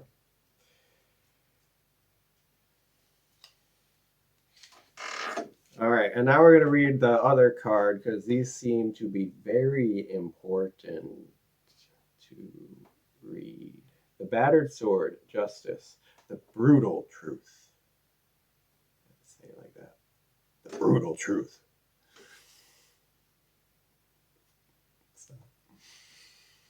The battered sword of justice represents cutting to the truth of things. There are brutal truths in this world and no shortages of forces that don't want you to see them. Current societal institutions of justice, such as courts of law and prison systems, have been built on centuries of oppression. How do we trust institutions that grew from these roots? How can we imagine better ones? The battered sword comes to urge you to act in alignment with your personal ideals of justice. Look at the scars on the blade. The fight for justice has been a long one, and it will be longer still. Your part is just one step in a long, non-linear march towards progress. As a clarifier, the battered sword will land on a card that represents a situation in which your personal ideals of justice will come into play. How can you fight the injustice that you see? How can you create systems of fairness and accountability around you? All right, powerful fucking shit. powerful, because we're talking, the volcano card talks about like your rage. There could be like a certain, if you have energy in you ever, that's like a divine like rage. If you ever have that, like what it need, the highest calling that could be directed to be honest, is like divine justice. Like there are things in this world that like really like really, there are some things that you could deserve to get enraged about, and like trying to bring some justice to things here. But like there's also like a certain amount of wisdom, you know, and a higher way to do it, right? Like we out here, like we wise as fuck here. Like you just fucking over here dripping coins from your eyes, by the way. You are crying money. Like what the, I'm sorry. Look at this card. You're like crying money, fam. I'm sorry. I just completely like took a tangent on the message in the middle of my sentence. But I just noticed it's like, look, it's like you're crying. Like you just what? Oh my god. But it's like, okay, it's like you're crying, like the tears are just flowing, this money out of like coins. All right, it's beautiful. But okay, there's something here with the power and the volcano and the justice. Can I hold all three of these cards together? Have I held them together for you yet? Because like this is the thing. This is your energy here. Let me try and put that one on top. I don't really. Yeah. Yeah, this is how we're gonna do it. Okay. Perfect. So, do you see here, there's this like Queen of Swords energy here, and this is like your power here, and there's something here about like directing your energy in such a way that you are crusading for a higher justice. If there's any like rage or power sort of erupting out of you, that it's sort of directed towards that, or that you direct your resources or your energy or your passion or your calling towards like a higher ideal here. There's like a seeking of a higher ideal, and a selfless service here with the helping hand. It's like being of service to the collective, being of service to the greater good, being of service to the liberation of all sentient beings from suffering and the causes of suffering here. Like there's like there's a pledge, a prayer, a devotion, a sort of selfless giving here. And this can also make you like rich here. Like I said, like if you like you get like really well in the flow of this energy here, like the soul and the passion and like living with your power and your soul and your passion, like the money's just flowing out of you. But it's like the whole point and the purpose is not like material goods. We're not like trying to get, you know, like who the fuck, like you're just gonna die, fam. Like we're all gonna die. The point is, you know, we're not here to like give, you know, we can't, like wealth is not the point of it. The point is bringing the soul into this dimension here, right? Bringing that power, that's what we're here to do. That's what you're here to do if you're following me so far all the way in this reading. So yeah. So it's like using all those resources then as a way also to contribute towards your power and your helping and your generosity and to extend your sort of reach, the reach of your power and your fight for justice, sort of beyond yourself, and getting help when you need it also, and being willing to receive help as well. That's part of your power, is the giving, but also the receiving and the reciprocity, the energy of the reciprocity of with your community here, working with a community and like generating the wealth and the money, like you know what I'm saying? It's not like only you know, where you know what I'm saying? Like it's like this ability to sort of like oh, now I'm imagining like weird metaphor real quick before I go on, but like the Dragon Ball Z when he like made the spirit bomb or a spirit ball or whatever the fuck, or and he's like out there and he's making this gigantic like energy ball, and he's like borrowing energy from like a whole bunch of other souls. Like it's kind of like that as well. But if you're doing it all for the greater good, like if you're the hero who's like doing it selflessly, like doing it for the soul, doing it for the love of the game, my kind of people. All right, with the intensity here, let's see. Clarify intensity.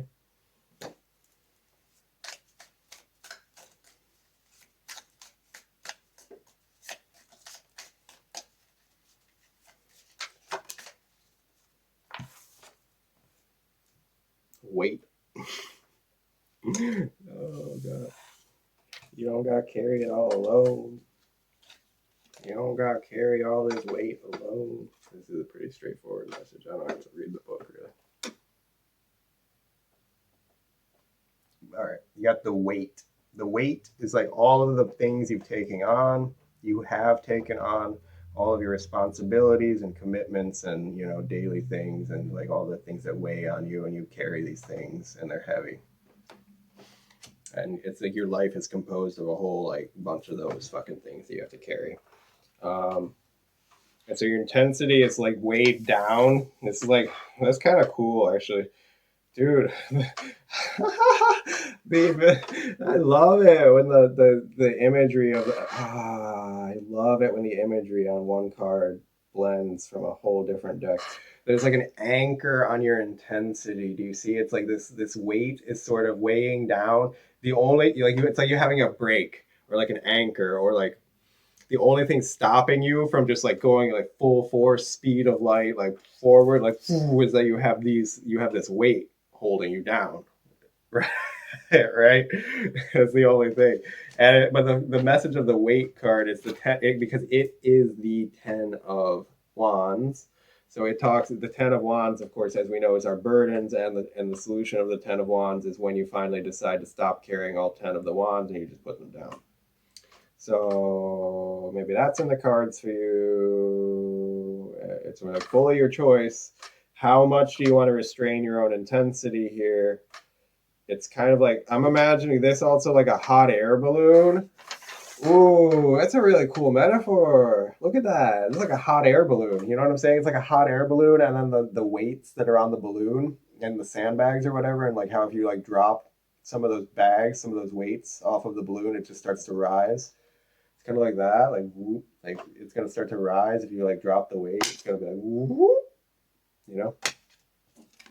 your energy like that. Except with the intensity, it's like this directed momentum, so it's not like rising like a hot air balloon. It's like imagine it's like an engine revving, like I'm imagining like when people are like revving their engine before the race starts and like but they're also like holding the brake or the handbrake or whatever the fuck, and so the car doesn't actually go, but they're like revving, and when they let the brake go, it's like and then like the car like shoots off like really fast, starts accelerating like really fast. There's like an energy of acceleration with this intensity card moving towards the power and the volcanoes and the soul. But there's like this weight here, so it's like fully on you, I guess, to decide when do you want to like drop the weight. Yeah, fully on you. Fully on you. Hold on one sec. Okay. Next, we're going to clarify the guilt and schizophrenia. Guilt and schizophrenia.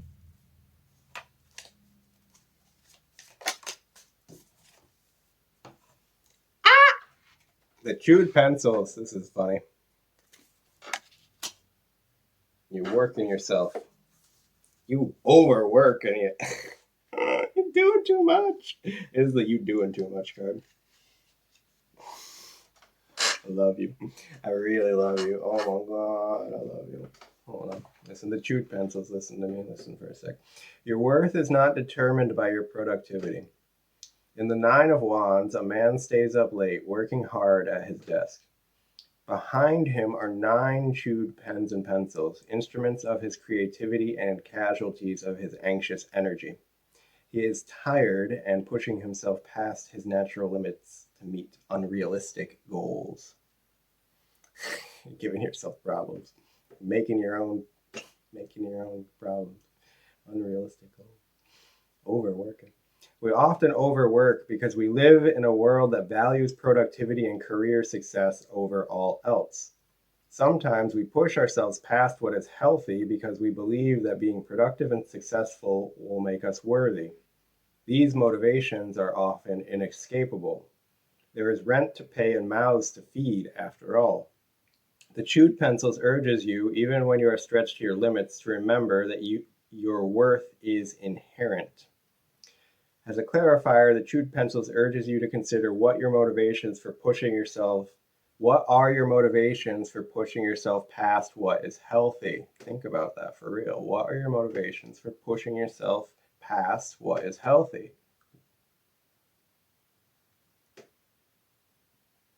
Do you actually need to go this hard, or are you doing it out of a misplaced idea of what will make you worthy of respect and love? It kind of hurts. It's kind of fucking.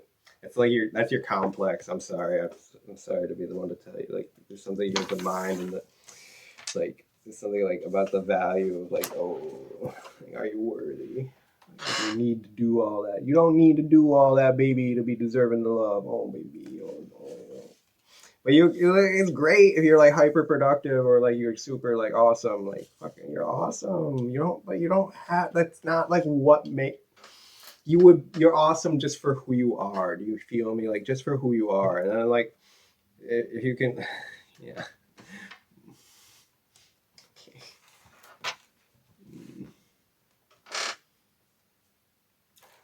I feel sympathy for this person right here. This is my issue. I'm feeling a lot of sympathy. I'm feeling the pain of this person right now. Whoever this is, I feel your pain and the chewed pencils here and the anxiety. I'm gonna cry a little bit because I feel your pain. That's okay. I can cry for a sec. I'll be all right. I'm just helping you process it out. But like, look at this sort of like anxiety here, this sort of mind racking, like the only thing is like the mind is a double-edged sword, just remember, okay? Like the mind is a double-edged sword and you're kind of doing this to yourself when you get in these cycles, so you can get yourself out of those things. It's the thing is like you have, because the other card here was like the Two of Swords, so the issue is like sometimes you just have to like take the jump.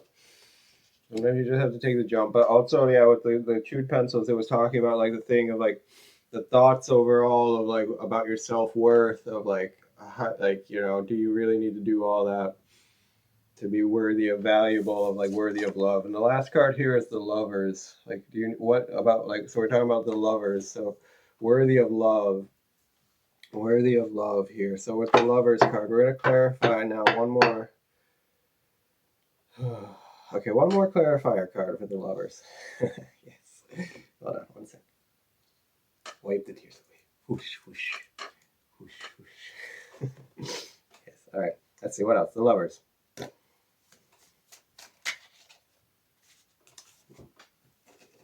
Ooh. You got the Ouroboros. The Ouroboros. There's something infinite here. It's like an infinite soul connection. It's like this is like, well, this is first of all saying like love is all around you. Like love is omnipresent. You can be a lover, first of all, with the whole world. First of all, is the message, the world card. The Ouroboros is connected with the world card. So the first message, first of all, is like make the whole world your lover. Fall passionately in love with the whole world.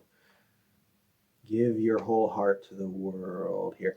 But then there's also something about the cycles of time here, and the cycles of time bringing you a mirror, bringing you a person, of course. Like when you are love, when you're expressing love, when you're giving love, when you're living from your soul, when you're living from your power, when you're living intensely and passionately, and you're fucking like awesome, and you like let go of this like dead weight and these thoughts, these limiting thoughts here, like especially at that point, like you're gonna of course attract like a person that's gonna like mirror this also out of you.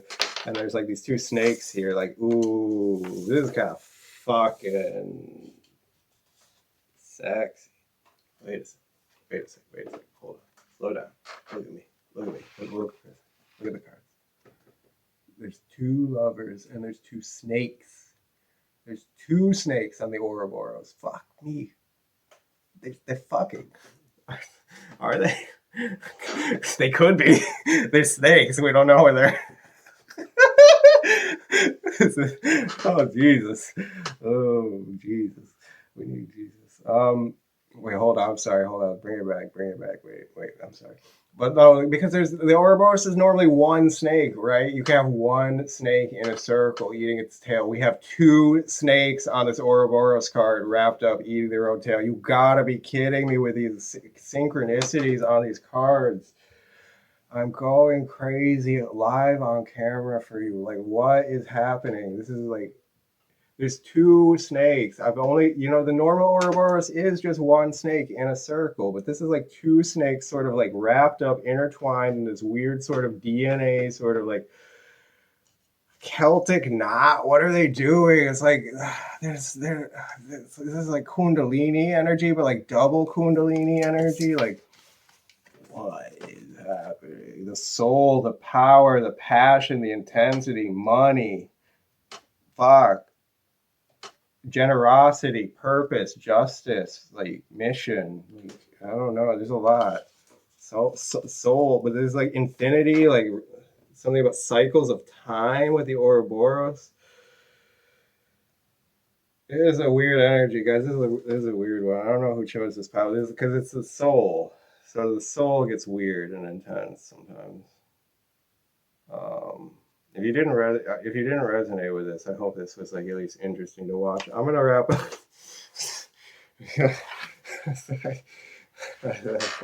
Oh man, I get to be uninhibited on camera. It's fun. All right, so yeah, I'm gonna wrap up the message here. I hope this was helpful for you. If it was, like the video, subscribe if you are new and you liked my type of readings. If you're a returning subscriber, welcome back. I love you. Oh, and comment. I always like to read the comments. Yes, of course. And that's all for now. Until next time with more words from the heart. Hello, those of you who chose pile number 4 with this little chunk of amethyst. We are going to jump straight into your tarot reading here. This is going to be about what messages does your body have for you. Now, I'm just going to offhandedly mention in case it's relevant for anyone, but like weirdly, just before I sat down, I took a break between recording the last pile, and just before I sat down for your reading, I started getting this sort of like painful sinus pressure right in my left ear. So if that's something, some kind of confirmation or something correlation to somebody out there, something on the left side or the left ear, or like ringing in the left ear or something, I don't know. Anyway, interesting. So but your card here is completion with west. Oh, that kind of looks like a brain there. Okay, there's a puzzle piece with a brain sort of projecting out. It's completion, the energy of completion here. So your body, your brain here. Interesting. So it's like your brain or your subconscious mind, or your body mind has been like putting together the puzzle pieces of something for you here. And it's kind of ready to deliver you like a completed sort of insight about something, or there could be something, of course, naturally about like a phase, a completion of a phase of your life, which you'll know, of course, like what that's going to be personally for you. But there's something here because I'm specifically seeing we're talking about like what messages do your body have for you, and specifically there's like a brain kind of image in this image here. If you're looking like this sort of arc here, to me it looks like a brain sort of emerging out of this puzzle piece. So there's something about like also the sense of like completion, or there's that moment of kind of like all the puzzle pieces coming together and a sort of like higher vision sort of being revealed here. But also I'm thinking of it in the way of like the subconscious, the way the subconscious mind functions. The body is constantly gathering, perceiving information. So this also could be something potentially for some of you being your body's trying to speak to you through your dreams. This could also, strangely enough, mean that, because the mind, I'm thinking the way the subconscious mind and the way the body like processes excess information. Sometimes it's like communicating it to us in all sorts of different ways. The way the intuition can speak to us, it could speak to you through the dream states, yes, as well, or like through these sudden flashes of insight, where it's like all the puzzle pieces sort of coming together. But it's like what the body's sort of doing all the time. It's gathering all of this information, processing all this information on the subconscious level. Not all of it's necessarily rising to your conscious awareness in any given moment, but there's like when it all kind of snaps together into like a moment of completion, then the body will speak this to you in a more complete format, and that's sort of like when our intuition like arises in that way. So there's like a sense of completeness, or like it could be speaking also, yes, of course, about like completion of a cycle or completing something in your life or moving on from something, or endings at some phase of your life ending, or some situation in your life coming to an end as well here. And gaining clarity on that. All right, we're going to pull some tarot cards to get some more details and context for you here. And I'm going to pick this vice versa tarot deck for you today. Pile number 4. What is spirits, guides, angels, ancestors? What messages do they have for the viewer? Pile number 4 today. What does their body try to tell them? What is their body trying to tell them?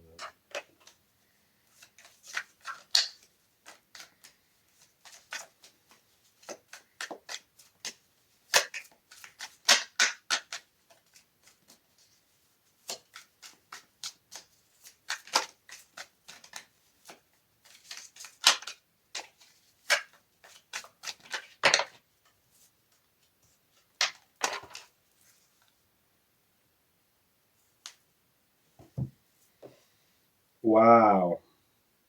I used this deck only in one other pile, and the same card came out. Damn. This, bro. What? The 7 of Cups. It came out again with the King of Cups. Really interesting. Really interesting. So the 7 of Cups was talking about your creative potential, or like all the options now available to you. Dreaming and fantasy. Whoa. What the fuck was... Oh, whoa. Sorry, I just felt like a weird, cool breeze down the back of my neck. Okay, that was energy. It must be energy. Whoa. Okay. Something really just came over me. Kind of powerful. I haven't actually felt anything like that ever before in my life. What the... Okay, I'm all right. It doesn't feel unpleasant. It's just a new sensation. I've never felt a sensation like that before. What? That's really interesting. Okay. So the King of... It's interesting. It feels tingly. There's like a cool breeze moving down the back. It's like energetic, but it's like a cool breeze. It's tingling down the back of my neck. All right, interesting. So there's this King of Cups here. So there's like something about like navigating these waters here with a sense of maturity. It's like having a kind of mastery over this. Because the 7 of Cups here, we were talking about this in the previous reading where the 7 of Cups came out, that this person seems like a bit bewildered by their choices, by the like all the creative sort of potential in front of them there. That's sort of the traditional 7 of Cups meaning, or it can be one of them. It's like you have 7 cups, and it's like, which one do you choose? And it's like, because it's like, maybe sometimes you have so much creativity coming out of you that you have to sort of make a choice, like what path you're going to go with it here. But it's like you're really sort of like the depths are trying to come up and speak to you, like the creative subconscious, the psychic mind, the higher mind is trying to touch you through your body here, through your feelings, through your emotions, through your sensations, through your dreams, through your imaginations. And things might need to come to an end in your life. Endings may need to happen so that like you can come kind of have like entering into these deep waters and come to like rebirth yourself. Like there's almost like a baptism sort of vibe coming off the card on this time, because he's wearing these like white clothing and he's in the waters. He's almost like going into like dunk himself under the waters and baptize himself. Come back up rebirthed again with the endings, the completion, and of course that implies like a new birth again, a rebirth, a new beginning after the completion. Of course, I was right. Always universal law. All right, we're gonna pull more tarot. More tarot, please. More tarot. What else? More information, please. This is fascinating. This one. I had a weird sensation. I'm sorry, guys. I reacted weird. Like that was really like the first time in my life I've ever felt a sensation like that. That's why I reacted that way. It's just strange. All right. Anyways, whatever. We're fine. We're gonna move on. More tarot cards.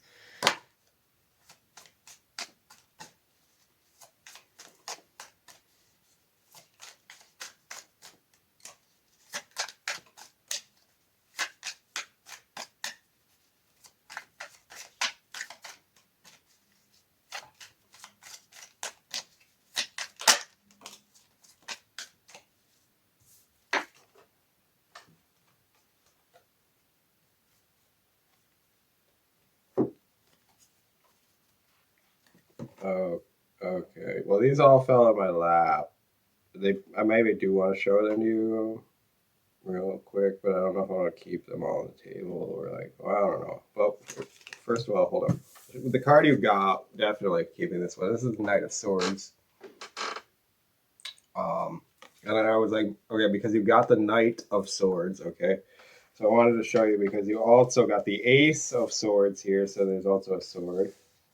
And then you got two eights, 8, the Eight of Pentacles and the Eight of Cups. So maybe I will keep all these. It's a lot of freaking cards, guys. You get greedy for cards, y'all. This pile, yeah. Jeez. Well, I have space on the table. We're gonna do it, but we're keeping these all as one clump of energy. This one, all right. So we have the Ace of Swords and the Eight of Pentacles and the Eight of Cups. Ace 8, 8. 1, 8, 8. Okay, so because I wanted to catch, they fell in my lap. That was kind of weird. So I was like, okay, take them. But I wanted to keep them, well, because I saw immediately the connection, because the one that was already on the table waiting was this Knight of Swords, and he's charging forward with the sword. And then now I'm seeing it like this is the sword in his hand as he's charging forward. You see what I'm seeing? Like, I guess it's maybe the wrong direction, but well, it's like if his hand, like you can imagine this is his hand, right? This is the knight, he's charging forward, and this is the sword in his hand, okay? Now I'm looking at the directionality of the energy on the table, okay? And the Knight of Swords is charging towards the King of Cups and the Seven of Cups. So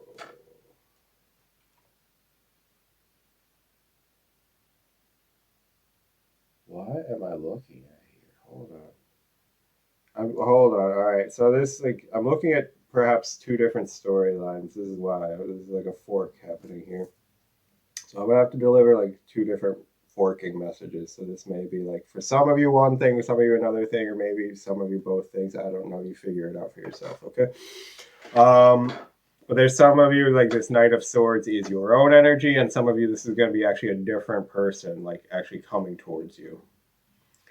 Because like what I'm looking at it on my table. Hold on, I'm gonna put the mic down for just like half a second so I can hold it with two hands and show you.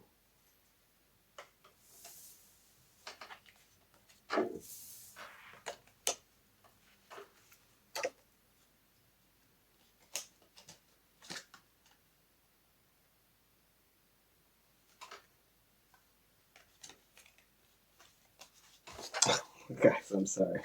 Please, left and right hands, please. I'm figuring it out. Figuring out how to use my hands. Okay. So, you see, this king is sitting. They're not moving. The king is not moving. They're just sitting. The knight is sort of moving towards the king, right?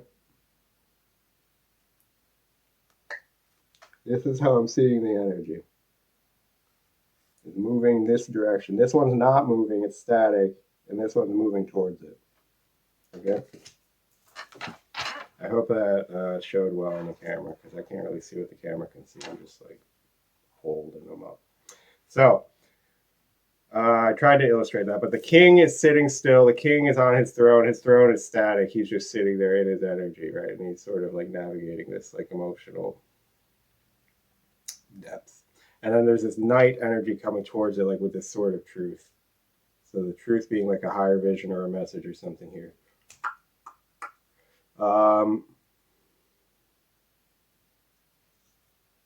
Mm-hmm. Okay, so the whole reading's supposed to be like, what is your body trying to tell you? But now I'm like, why is there someone else coming into it? That was the weird thing about it. Um,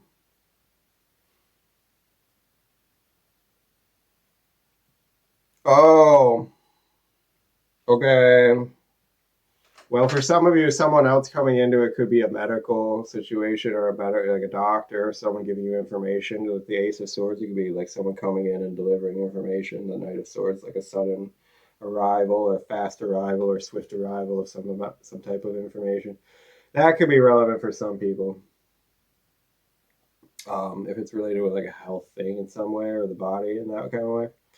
Um, Otherwise, it's just in general to do with like your body sort of, because a lot of this could be very abstract. Like, I'm sorry, this is so general. This is so strange because this is like the King of Cups and the Seven of Cups being like deep, like your deep like intuitions. Your body's like speaking its deep through deep intuition to you, and then there's something about like it emerging to the conscious mind or like coming bubbling up to the conscious mind here with that night energy here.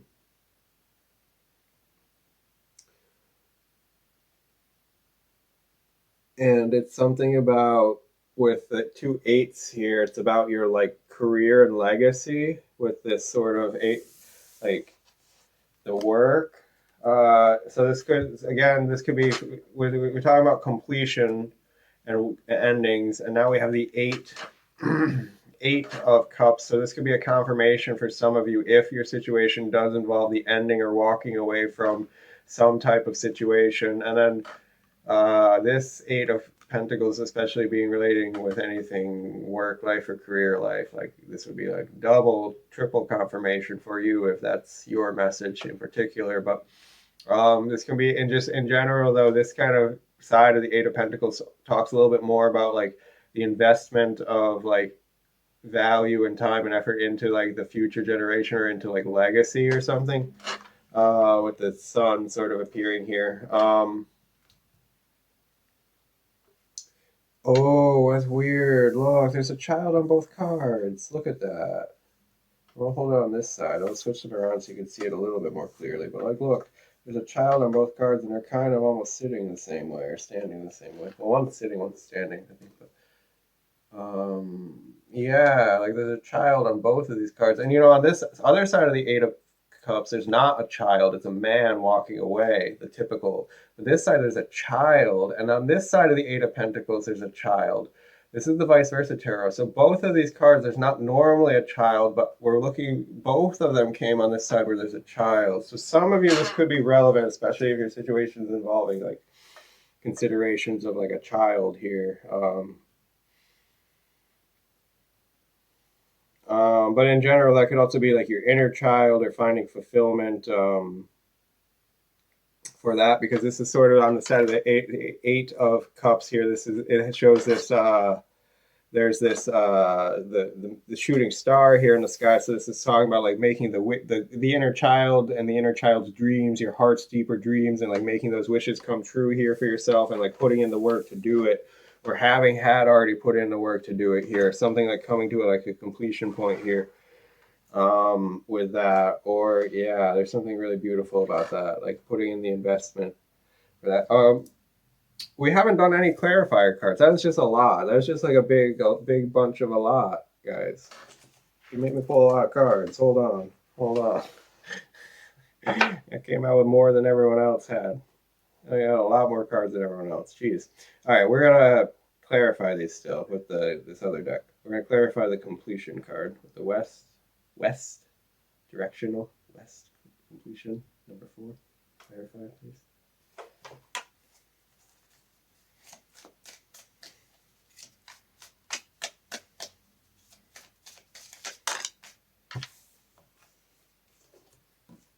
The winged lion. This talks about the courage to love. This is the Two of Cups. The winged lion talks about the courage to love. Interesting. So something about like, even in this completion, like maintaining an open heart, keeping the heart and the mind balanced. Okay. I continue. Clarify the Seven of Cups and King of Cups.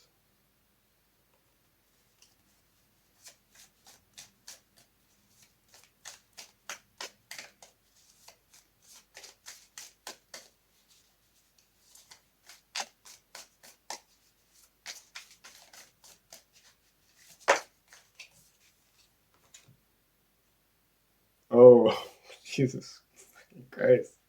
Ah! We're talking about dreams, but you got the nightmare. Ah! Holy shit, wait a sec. Hold on. You having nightmares? Oh, yo, yo, yo, yo, yo, yo. Okay, on the bottom of the deck is the deep water. Wait a sec. Oh, yo, yo, yo, yo, yo, yo, yo. Okay, hold on. We'll take that. I'm going to stop right there. No more shuffling. Hold on, because it's under the King of Cups, bro. Fuck. Look at that. Hold on, let me show you.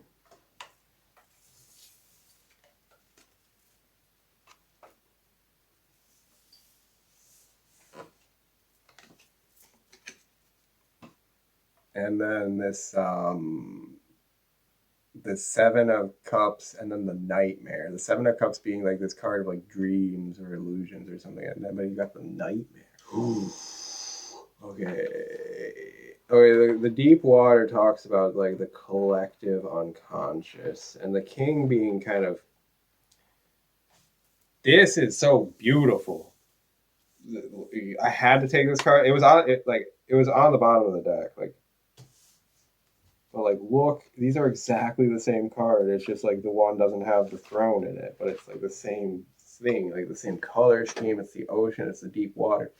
This is the king. This is the ocean, the deep water, and then the king of cups sitting on his throne in the middle of it. You see how like the similarities here? That's just so cool how that came out. So that would kind of symbolize you being like a master of it on one hand, but on the other hand, there's like facing this like really kind of nightmarish demonic energy in the astral or in those deep waters, in those like navigating those realms. Interesting. Gotta bring the demon energy a little bit. Interesting. What is this nightmare? Hold on. What is this, dude? Hold on. I don't even know what card this is, to be honest.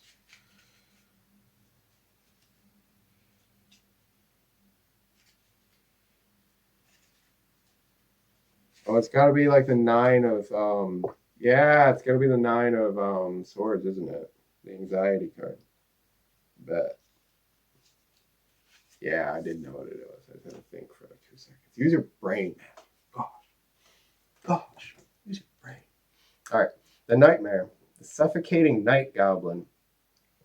Scandinavian folklore tells a story of the Mara, a demon or spirit that sits heavy on a sleeping person's chest, inducing nightmares. The image I chose to draw is an homage to Henry Fuseli's 1781 painting, The Nightmare. The legend connects not only terrifying dreams, but also the experience of weight on the chest, difficulty breathing, and sleep paralysis. There is no actual consensus among sleep scientists about why we dream. The leading theory among experts is that dreaming is the brain's way of processing emotions and consolidating memory. Following this logic, we may be experiencing nightmares as a part of processing trauma or fear. The nightmare will land on a card to inform you that you are processing something that has happened to you. You may resent the need to process and abhor the nightmares, but these things are not entirely under your control. This is going to stick with you either way. Perhaps it would be better if you did some of your processing while you are awake. Oh, all right. Now this is coming all into some clarity really, really fast. All snapped into clarity. All right, I think I got something here. So, especially because this was the brain here. I did actually mention this. I do recall earlier mentioning that this could be like related to dreams, or because it's the brain and the subconscious sort of processing things for you, the body mind. So especially if you're having nightmares, this is your body processing out trauma, because this person kind of looks like they're like waking up from a nightmare, or like having a night terror kind of thing.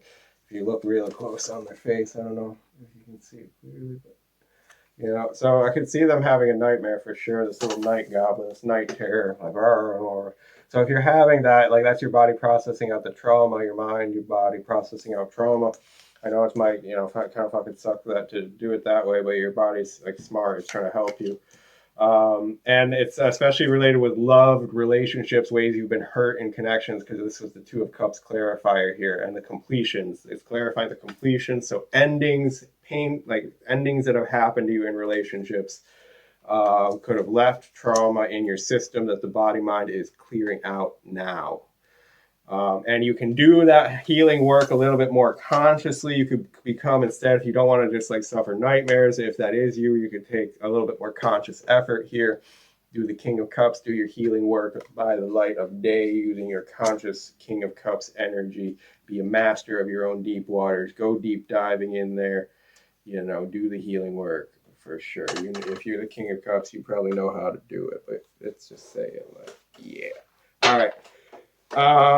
We're going to continue on here with the clarify next, the Knight of Swords.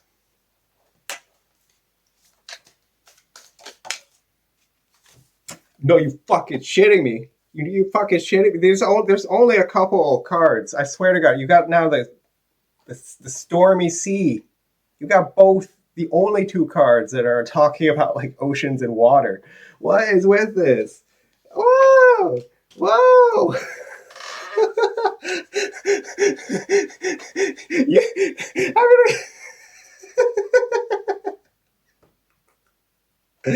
oh God, I'm gonna lose my mind, you guys. It's too funny. I can't. The synchronicity with these things sometimes. Oh, and there's like a sunrise over the water too on the bottom. Hold on, we'll show you that in a second, baby. Hold on.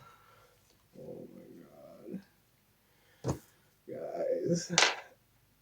I'm freaking out a little bit because there's only like two cards. This is like a thick ass deck of cards. You see how thick this deck is? There's only two cards that deal with like water and oceans. And you got both of them back to back.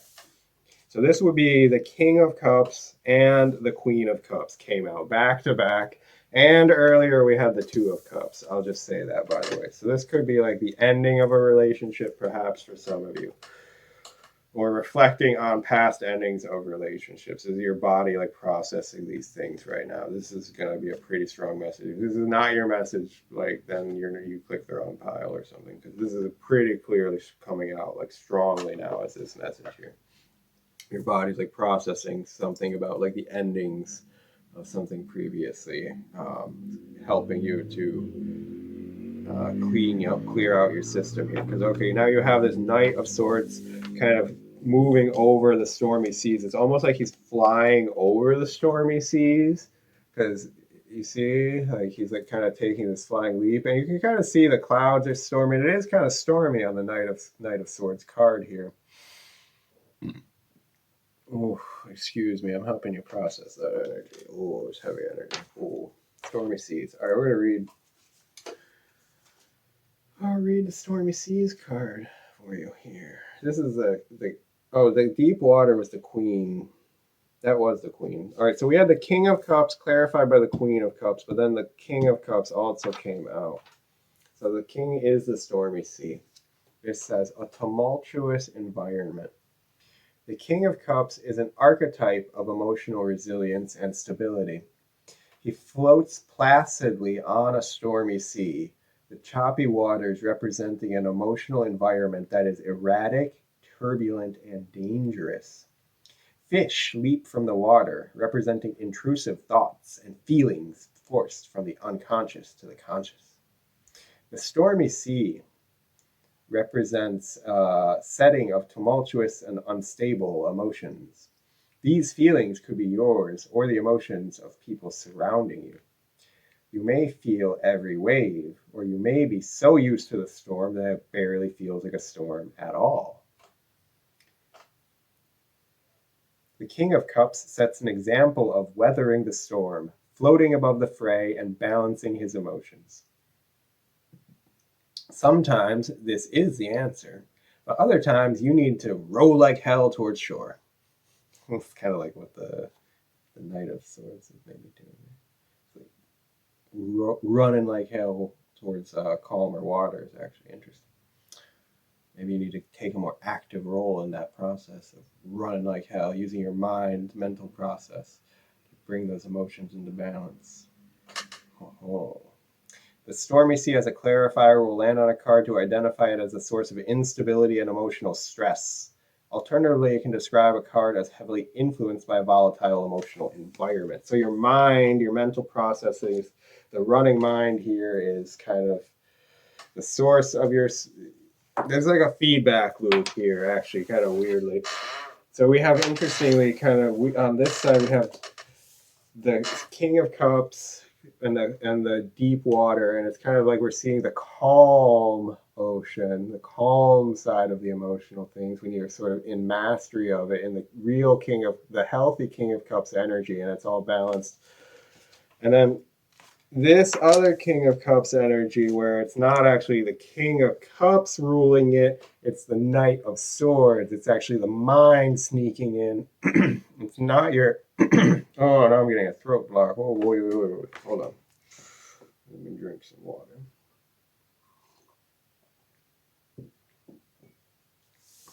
I had coffee in the cup earlier. Now you guys, I had water in the cup. There's the first group. I put water in the cup, and you got so goddamn much water come out in your reading. 1 water card, 2 water card, 3 water card, 4 water card, 5 water card, 6 water card, so far.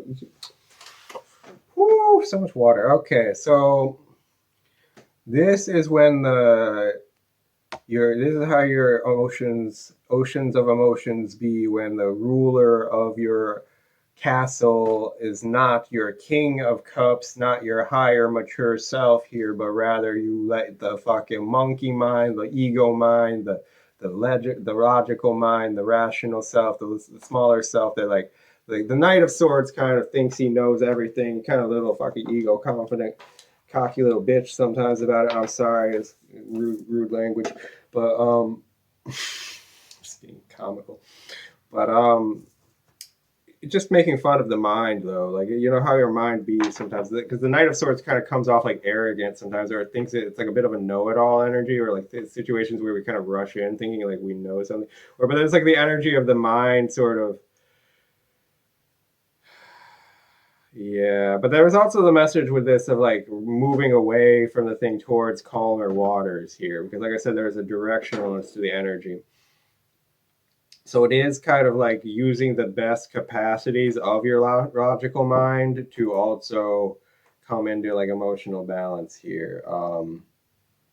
Yeah, or techniques that you do know to calm the mind or direct the mind towards calmer ways. All right, we're going to keep moving on here. Oh, I did want to show you the bottom of the deck before I shuffled, because there's the Sunrise card, which is kind of interesting because it's not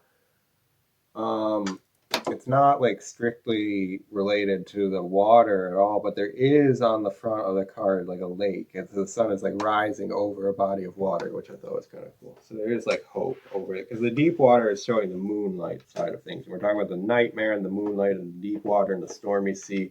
So there is like hope, sunrise coming. But we're going to clarify the last little bunch of cards that you had over here. I'm going to clarify them as one little thing, because to be honest, I'm getting tired and we need to wrap this up.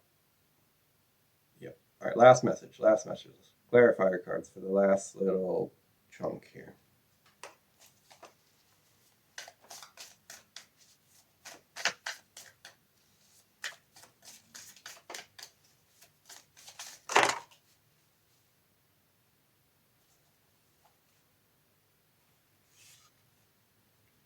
I'm not like super happy that you put 4. Oh, but you have the broken cup on the bottom of the deck. I'm not super happy that 4 cards fell out, because like I said, but we're gonna take them, because this might see this. You told like a lot of cards, fam, but this might be an important message, because this is this is for someone who's like had an ending to a relationship, for sure. Like regardless how long in the past is, if this is still affecting you in this moment, that it's like the ending, because this is the 8 of Cups. That was on the bottom of the deck. This has come out double time now. The 8 of cups, the broken cup, meaning the cup that's not holding anything anymore. That's still somehow haunting you, regardless. Anyway, we're going to look at all these clarifier cards real quick, one at a time. Let's see. The good view. The good view.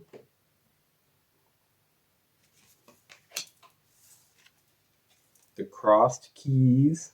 That's the Hierophant. The nest. That's the 10 of Pentacles, I think. The good view is the 3 of Wands. The set aside sword. That's the 4 of Swords. Ooh, that's kind of cool, the set aside sword, because I was talking earlier about the mind kind of maybe being a little bit of the own enemy here, especially when it comes to dealing with these deeper like emotional matters. And then we had this Ace of Swords as one of the things I'm clarifying here, but there's like the set aside sword. So it's kind of something here about just like setting aside too much, like letting the mind come to like a rest about the whole thing. Just letting the mind come to a rest about the thing. Just setting aside the whole need to roll it around in the mind. But there is something kind of interesting and promising here.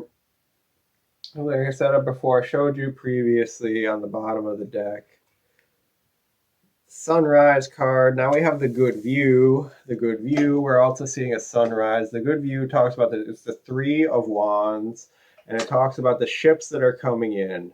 Now the ships coming in means they're not fully here yet, and there might still be a little bit of time that you have to wait, and perhaps active work you have to do. Remember, don't with the 3 of Wands, it's not always necessarily about sitting around and passively waiting. Sometimes there is moments of needing to be patient. However,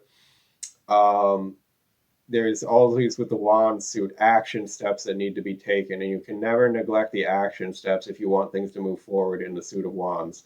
So keep that in mind with your 3 of Wands energy. But the good view is saying the ships are over the horizon. The ships are coming in soon. There's only like a few more steps, or there's a little bit of time of patience left. The sun is rising for your new beginning here, because remember, like we said at the beginning or end of every like ending, or like maybe this is all processing out of your body now. Like this could be because something new is just about to come into your life, something new and beautiful is manifesting, so they could be bringing up a lot of this old emotional intensity, like a lot of old traumas are processing out of your body right now. It's kind of like what your body is telling me. It's kind of an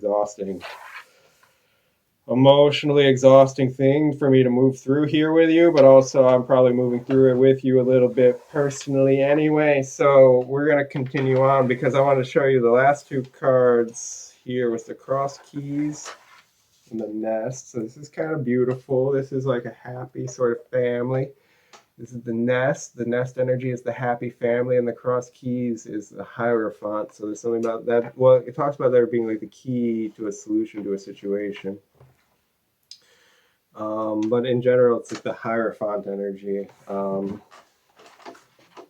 that talks to me about like commitment, because in the context of this like nest here, so it's something about like a wish coming true. Oh, because it's all sort of in a pyramid here. There's like, oh, I wish I could show you all of the cards on the table, but I can't. So I'll just show you these 3 real quick.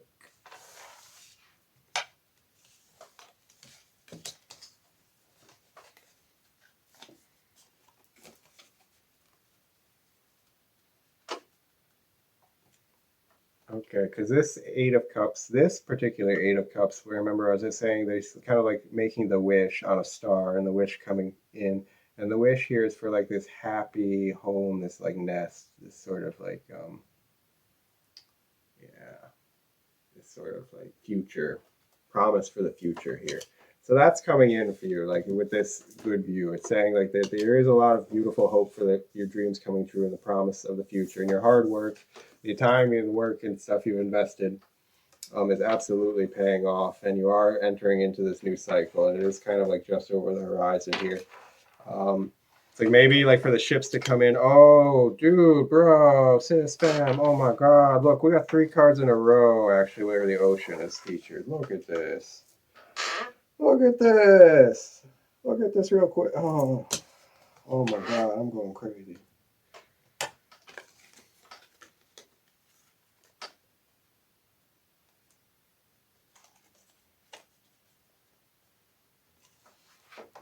Look, so we have this the deep water, the stormy sea, and then the good view.